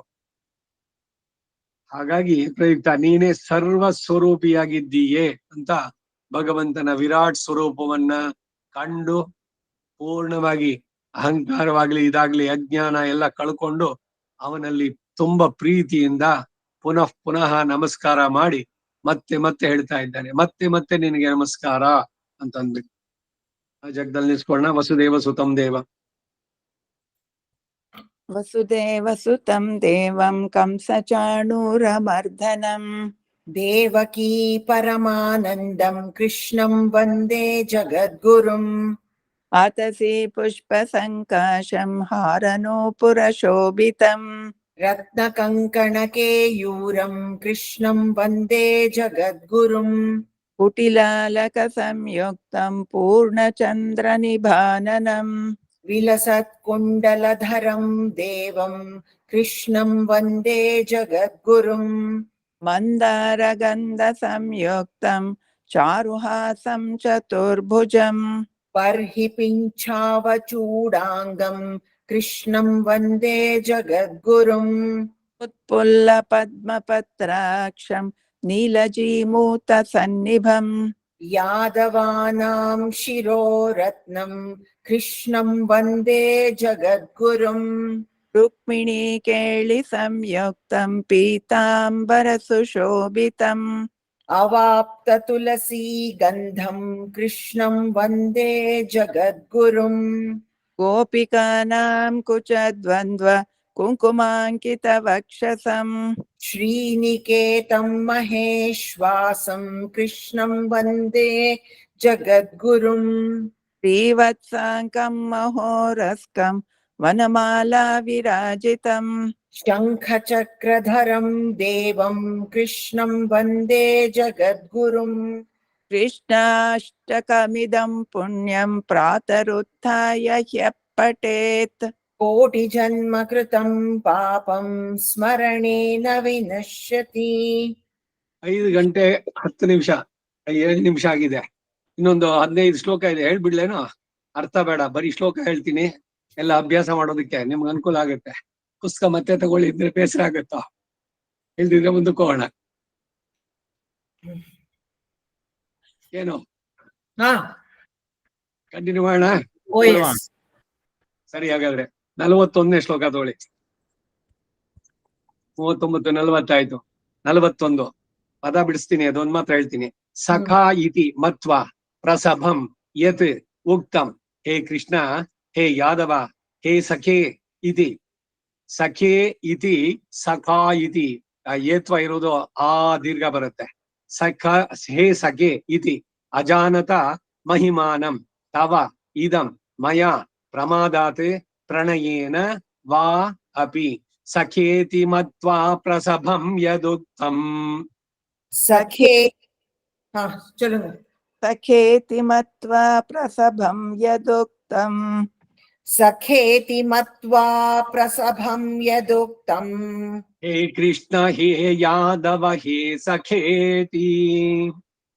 हे कृष्ण हे यादव हे सखेति हे कृष्ण हे यादव हे सखेति अजानता महिमानं तवेदम् अजानता महिमानं तवेमम् तवेदम् ತುಂಬಾ ಕರೆಕ್ಷನ್ ಈ ಪುಸ್ತಕದಲ್ಲಿ. अजानता महिमानं तवेदम् मया प्रमादात् प्रणयेन वापि मया प्रमादात् प्रणयेन वापि मया प्रमादात्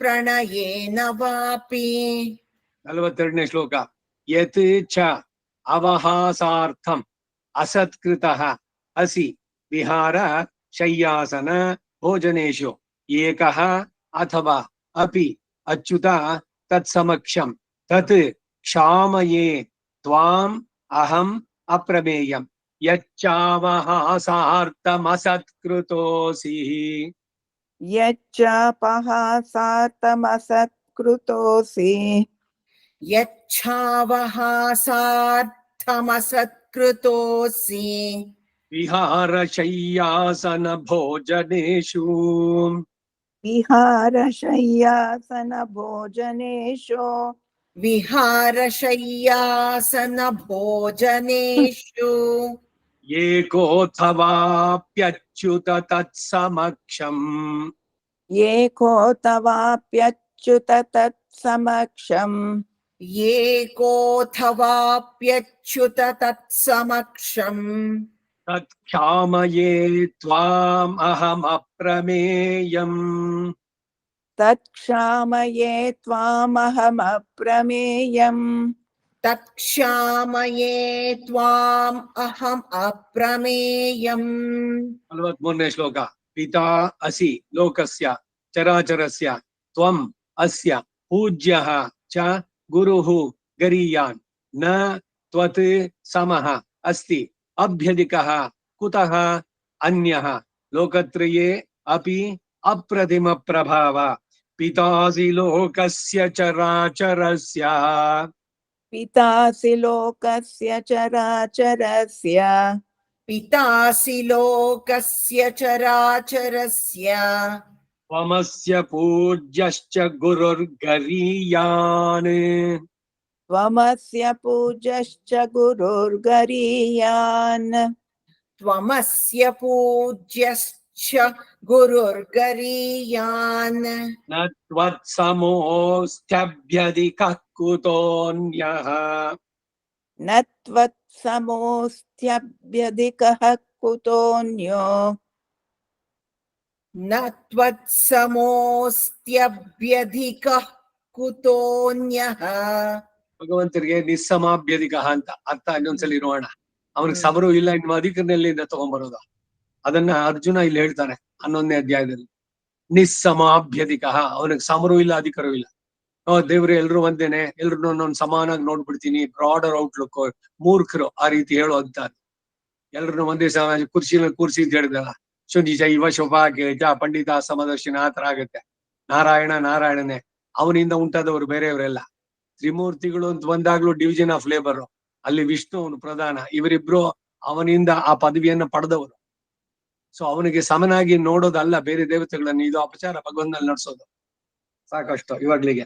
ನತ್ವತ್ತಮೋಸ್ತ್ಯಭ್ಯಧಿಕ ಕುತೋನ್ಯೋ ಲೋಕತ್ರಯೇಪ್ಯಪ್ರತಿಮ ಪ್ರಭಾವ लोकत्रयेऽप्यप्रतिम प्रभाव लोकत्रयेऽप्यप्रतिम प्रभाव 44ನೇ ಶ್ಲೋಕ ತಸ್ಮಾತ್ ಪ್ರಣಮ್ಯ ಪ್ರಣಿಧಾಯ ಕಾಯಂ ಪ್ರಸಾದಯೇ ತ್ವಾಂ ಅಹಂ ಈಶಂ ಈಢ್ಯಂ ಪಿತಾ ಇವ ಪುತ್ರಸ್ಯ ಸಖಾ ಇವ ಸಖ್ಯುಃ ಪ್ರಿಯಃ ಪ್ರಿಯಾಯಾಃ ಅರ್ಹಸಿ ದೇವ ಸೋಢುಂ ತಸ್ಮಾತ್ ಪ್ರಣಮ್ಯ ಪ್ರಣಿಧಾಯ ಕಾಯಂ तस्मात् प्रणम्य प्रणिधाय कायम् तस्मात् प्रणम्य प्रणिधाय कायम् प्रसादये त्वामहमीशमीड्यम् प्रसादये त्वामहमीशमीढ्यम् प्रसादये त्वाम् अहम् ईशमीड्यम् इतेव पुत्रस्य सखेव सख्युः पितेव पुत्रस्य सखेव सख्युः पितेव पुत्रस्य सखेव सख्युः प्रियः प्रियायार्हसि देव सोढुम् प्रियप्रियायार्हसि देव सोढुम् प्रियः प्रियायार्हसि देव सोढुम् 45ನೇ ಶ್ಲೋಕ ಅದೃಷ್ಟಪೂರ್ವಂ ಹೃಷಿತಃ ಅಸ್ಮಿ ದೃಷ್ಟ್ವಾ ಭಯೇನ ಚ ಪ್ರವ್ಯಥಿತಂ ಮನಃ ಮೇ ತತ್ ಏವ ಮೇ ದರ್ಶಯ ದೇವರೂಪಂ ಪ್ರಸೀದ ದೇವೇಶ ಜಗನ್ನಿವಾಸ ಅದೃಷ್ಟಪೂರ್ವಂ ಹೃಷಿತೋಸ್ಮಿ ದೃಷ್ಟ್ವಾ अदृष्टपूर्वं हृषितोऽस्मि दृष्ट्वा अदृष्टपूर्वं हृषितोऽस्मि दृष्ट्वा येन च प्रव्यथितं मनो मे भयेन च प्रव्यथितं मनो मे भयेन च प्रव्यथितं मनो मे तदेव मे दर्शय देवरूपम् तदेव मे दर्शय देवरूपम् तदेव मे दर्शय देवरूपम् प्रसीद देवेश जगन्निवास प्रसीद देवेश जगन्निवास प्रसीद देवेश जगन्निवास 46ನೇ ಶ್ಲೋಕ ಕಿರೀಟಿನಂ ಗದಿನಂ ಚಕ್ರಹಸ್ತಂ ಇಚ್ಛಾಮಿ ತ್ವಾಂ ದ್ರಷ್ಟುಂ ಅಹಂ ತಥಾ ಏವ ತೇನ ಏವ ರೂಪೇಣ ಚತುರ್ಭುಜೇನ ಸಹಸ್ರಬಾಹೋ ಭವ ವಿಶ್ವಮೂರ್ತೆ ಕಿರೀಟಿನಂ ಗದಿನಂ ಚಕ್ರಹಸ್ತಂ किरीटिनं गदिनं चक्रहस्तम् किरीटिनं गदिनं चक्रहस्तम् इच्छामि त्वां द्रष्टुमहं तथैव इच्छामि त्वां द्रष्टुमहं तथैव इच्छामि त्वां द्रष्टुम् अहं तथैव द्रष्टुम् अहं तेनैव रूपेण चतुर्भुजेन तेनैव रूपेण चतुर्भुजेन तेनैव रूपेण चतुर्भुजेन सहस्रबाहो भव विश्वमूर्ते सहस्रबाहो भव विश्वमूर्ते सहस्रबाहो भव विश्वमूर्ते श्रीभगवानुवाच मया प्रसन्नेन तव अर्जुन इदं रूपं परं दर्शितम् आत्मयोगात् तेजोमयं विश्वम् अनन्तम् आद्यं यत् मे त्वदन्येन न दृष्टपूर्वम् श्रीभगवानुवाच मया प्रसन्नेन तव अर्जुनेदम् श्रीभगवानुवाच मया प्रसन्नेन तव अर्जुनेदम् श्रीभगवानुवाच मया प्रसन्नेन तवार्जुनेदम् रूपं परं दर्शितमात्मयोगात् रूपं परं दर्शितमात्मयोगात् रूपं परं दर्शितमात्मयोगात् तेजोमयं विश्वमनन्तमाद्यम् तेजोमयं विश्वमनन्तमाद्यम् तेजोमयं विश्वमनन्तम् आद्यम् यन्मे त्वदन्येन न दृष्टपूर्वम् यन्मे त्वदन्येन न दृष्टपूर्वम् यन्मे त्वदन्येन न दृष्टपूर्वम् ತದನ್ಯೇನ ಮೊದ್ಲು ಯಾರು ನೋಡಿರ್ಲಿಲ್ಲ ನನ್ನ ರೂಪನ ಅಂತ ಹೇಳ್ತಾ ಇದ್ದಾನ ಯನ್ಮೇ ತ್ವದನ್ಯೇನ ನ ದೃಷ್ಟಪೂರ್ವಂ ಮುಂದಿಂದು 48 ನ ವೇದ ಯಜ್ಞಾಧ್ಯಯನೈ ವೇದ ಯಜ್ಞಾಧ್ಯಯನೈ ನ ದಾನೈ ನ ಚ ಕ್ರಿಯಾಭಿಃ ನ ತಪೋಭಿಃ ಉಗ್ರೈಃ ಏವಂ ರೂಪಃ ಶಕ್ಯಃ ಅಹಂ ನೃಲೋಕೆ ಏನೋ ವೇದ ಯಜ್ಞ ಇವೆಲ್ಲ ಮಾಡ್ಬಿಟ್ರೆ ಅಥವಾ ದಾನ ಮಾಡಿದ್ರಿಂದ ಇವುಗಳಿಂದ ನಾನು ಸಿಗುವುದಿಲ್ಲ, ಈ ರೂಪವನ್ನು ನೋಡ್ಲಿಕ್ಕೆ ಆಗೋಲ್ಲ. ಅಹಂ ನೃಲೋಕೆ ದ್ರಷ್ಟುಂ ತ್ವದನ್ಯೇನ ಕುರು ಪ್ರವೀರ ನ ವೇದ ಯಜ್ಞಾಧ್ಯಯನೈರ್ನ ದಾನೈಃ ನ ವೇದ ಯಜ್ಞಾಧ್ಯಯನೈರ್ನ ದಾನೈಃ ನ ವೇದ ಯಜ್ಞಾಧ್ಯಯನೈರ್ನ ದಾನೈಃ ನ ಚ ಕ್ರಿಯಾಭಿರ್ನ ತಪೋಭಿರುಗ್ರೈಃ ನ ಚ ಕ್ರಿಯಾಭಿರ್ನ ತಪೋಭಿರುಗ್ರೈಃ ನ ಚ ಕ್ರಿಯಾಭಿರ್ನ ತಪೋಭಿರುಗ್ರೈಃ ಏವಂ ರೂಪಃ ಶಕ್ಯ ಅಹಂ ನೃಲೋಕೆ ಏವಂ ರೂಪಃ ಶಕ್ಯ ಅಹಂ ನೃಲೋಕೆ ಏವಂ ರೂಪಃ ಶಕ್ಯ ಅಹಂ ನೃಲೋಕೆ ದ್ರಷ್ಟುಂ ತ್ವದನ್ಯೇನ ಕುರು ಪ್ರವೀರ ದ್ರಷ್ಟುಂ ತ್ವದನ್ಯೇನ ಕುರು ಪ್ರವೀರ ದ್ರಷ್ಟುಂ ತ್ವದನ್ಯೇನ ಕುರು ಪ್ರವೀರ 49ನೇ ಶ್ಲೋಕ. ಮಾ ತೇ ವ್ಯಥಾ ಮಾ ಚ ವಿಮೂಢ ಭಾವಃ ದೃಷ್ಟ್ವಾ ರೂಪಂ ಘೋರಂ ಈದೃಕ್ ಮಮ ಇದಂ ವ್ಯಪೇತಭೀಃ ಪ್ರೀತಮನಾಃ ಪುನಃ ತ್ವಂ ತತ್ ಏವ ಮೇ ರೂಪಂ ಇದಂ ಪ್ರಪಶ್ಯ. ಮಾ ತೇ ವ್ಯಥಾ ಮಾ ಚ ವಿಮೂಢ ಭಾವೋ ಮಾ ತೇ ವ್ಯಥಾ ಮಾ ಚ ವಿಮೂಢ ಭಾವೋ ಮಾ ತೇ ವ್ಯಥಾ ಮಾ ಚ ವಿಮೂಢ ಭಾವೋ ದೃಷ್ಟ್ವಾ ರೂಪಂ ಘೋರಮೀದೃಂಗ್ಮಮೇದಂ ದೃಷ್ಟ್ವಾ ರೂಪಂ ಘೋರಮೀದೃಂಗ್ಮಮೇದಂ ದೃಷ್ಟ್ವಾ ರೂಪಂ ಘೋರಮೀದೃಂಗ್ಮಮೇದಂ ವ್ಯಪೇತಭೀಃ ಪ್ರೀತಮನಾಃ ಪುನಸ್ತ್ವಂ ವ್ಯಪೇತಭೀಃ ಪ್ರೀತಮನಃ ಪುನಸ್ತ್ವಂ ವ್ಯಪೇತಭೀಃ ಪ್ರೀತಮನಾಃ ಪುನಸ್ತ್ವಂ ತದೇವ ಮೇ ರೂಪಮಿದಂ ಪ್ರಪಶ್ಯ. ತದೇವ ಮೇ ರೂಪಮಿದಂ ಪ್ರಪಶ್ಯ ತದೇವ ಮೇ ರೂಪಮಿದಂ ಪ್ರಪಶ್ಯ. ಸಂಜಯ ಉವಾಚ 50ನೇ ಶ್ಲೋಕ. ಇತಿ ಅರ್ಜುನಂ ವಾಸುದೇವಃ ತಥಾ ಉಕ್ತಂ ಸ್ವಕಂ ರೂಪಂ ದರ್ಶಯಾಮಾಸ ಭೂಯಃ ಆಶ್ವಾಸಯಾಮಾಸ ಚ ಭೀತಂ ಏನಂ ಭೂತ್ವಾ ಪುನಃ ಸೌಮ್ಯವಪುಃ ಮಹಾತ್ಮ ಇತ್ಯರ್ಜುನಂ ವಾಸುದೇವಸ್ತಥೋಕ್ತ್ವಾ. ಸಂಜಯ ಉವಾಚ ಇತ್ಯರ್ಜುನಂ ವಾಸುದೇವಸ್ತಥೋಕ್ತ್ವಾ. ಸಂಜಯ ಉವಾಚ ಇತ್ಯರ್ಜುನಂ ವಾಸುದೇವಸ್ತಥೋಕ್ತ್ವಾ. ಸ್ವಕಂ ರೂಪಂ ದರ್ಶಯಾಮಾಸ ಭೂಯಃ ಸ್ವಕಂ ರೂಪಂ ದರ್ಶಯಾಮಾಸ ಭೂಯಃ ಸ್ವಕಂ ರೂಪಂ ದರ್ಶಯಾಮಾಸ ಭೂಯಃ ಆಶ್ವಾಸಯಾಮಾಸ ಚ ಭೀತಮೇನಂ ಆಶ್ವಾಸಯಾಮಾಸ ಚ ಭೀತಮೇನಂ ಆಶ್ವಾಸಯಾಮಾಸ ಚ ಭೀತಮೇನಂ ಭೂತ್ವಾ ಪುನಃ ಸೌಮ್ಯ ವಪುರ್ಮಹಾತ್ಮಾ.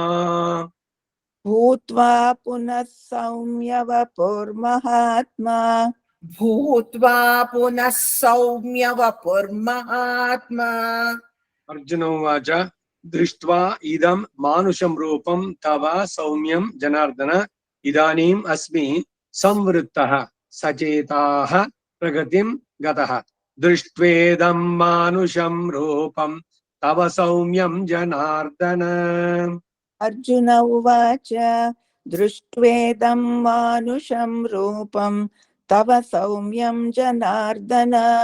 ಅರ್ಜುನ ಉವಾಚ ದೃಷ್ಟ್ವೇದಂ ಮಾನುಷಂ ರೂಪಂ ತವ ಸೌಮ್ಯಂ ಜನಾರ್ದನ.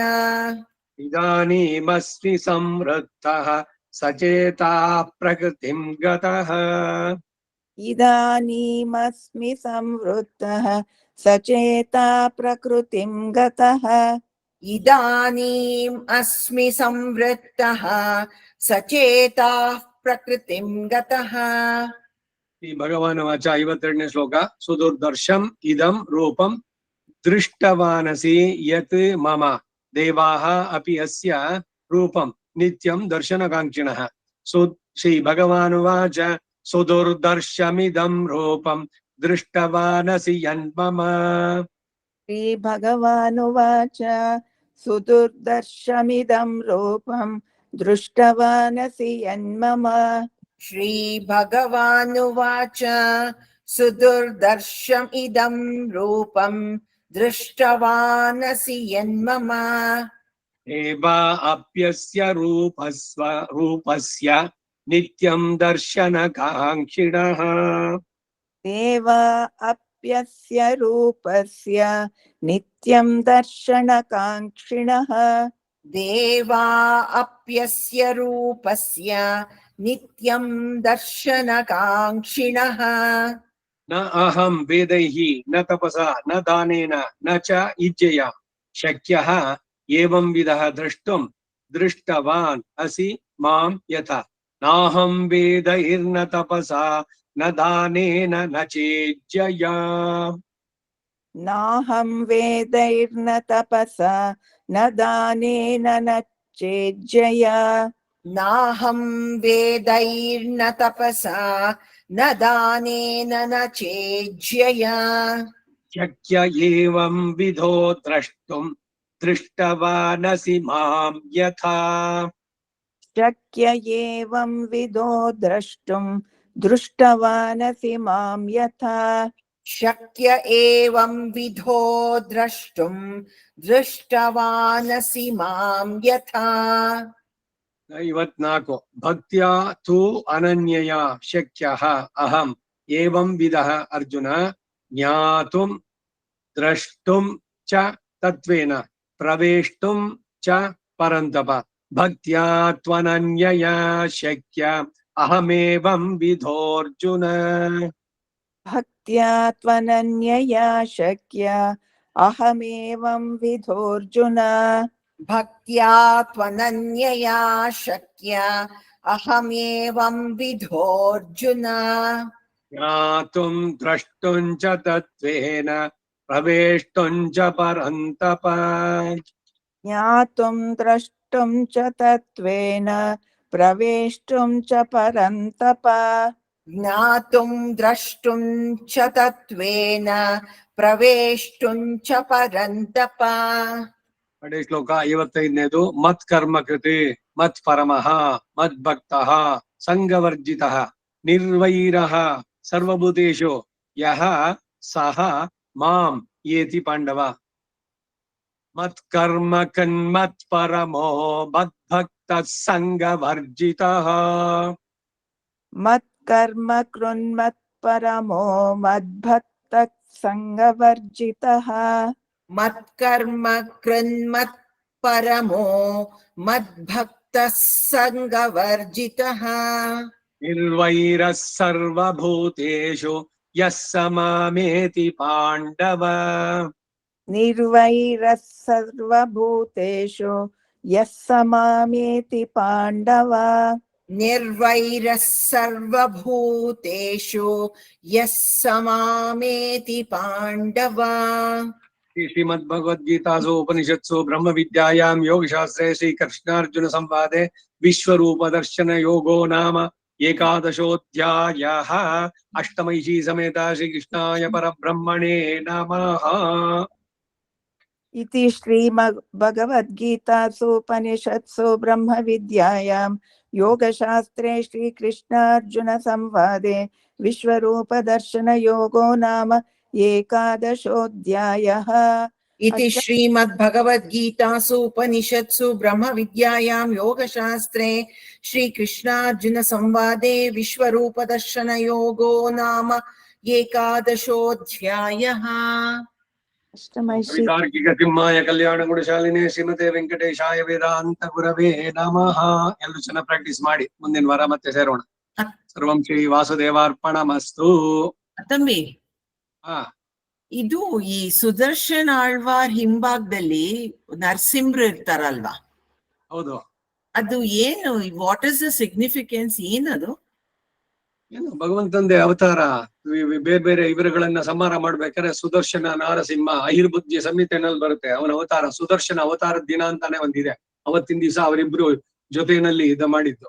ಹಾಗಾಗಿ ದೇವಾಲಯಗಳಲ್ಲಿ ಬರೀ ಸುದರ್ಶನ ಒಂದೇ ಅಲ್ಲ, ಹಿಂದ್ಗಡೆನು ಸನ್ನಿಧಿನಲ್ಲಿ ನರಸಿಂಹರು ಇರುವಂತ ಓಕೆ. ತಿರುಮೋಹೋರು ಆದಿವೀಕ್ಷತ್ರಗಳಲ್ಲೆಲ್ಲ ನರಸಿಂಹ ಒಂದ್ ಕಡೆ, ಸುದರ್ಶನ, ಇವರೆಲ್ಲ ಈ ಘೋರವಾದಂತಹ ತೀವ್ರ ಪಾಪಗಳು ಅಥವಾ ರಾಕ್ಷಸರು ಅದು ಇದು ಇವುಗಳೆಲ್ಲ ಪರಿಹಾರ ಆಗ್ಬೇಕಾದ್ರೆ ಇವರುಗಳು ಎಲ್ಲದನ್ನು ಇದ್ ಮಾಡ್ತಾರೆ. ಅದಕ್ಕೆ ಅದು ಓಂ ಹೋಂ ಹೀಂ ಎಲ್ಲ ಜೋರಾಗಿ ಹೇಳಿ ಫಟ್ ಸ್ವಾಹ ಅಂತ ಹೇಳುವಂತದ್ದು. ಹೀಗೆ ಸರಿ. ಉಂಟಲ್ಲ ಸುದರ್ಶನ ಆ ನರಸಿಂಹ ಅವತಾರದ ದಿನ ಆ ಮಂತ್ರಗಳು ಉಪದೇಶ ತಗೊಂಡಾಗ ಅದೆಲ್ಲ ಜಪಿಸಬಹುದು.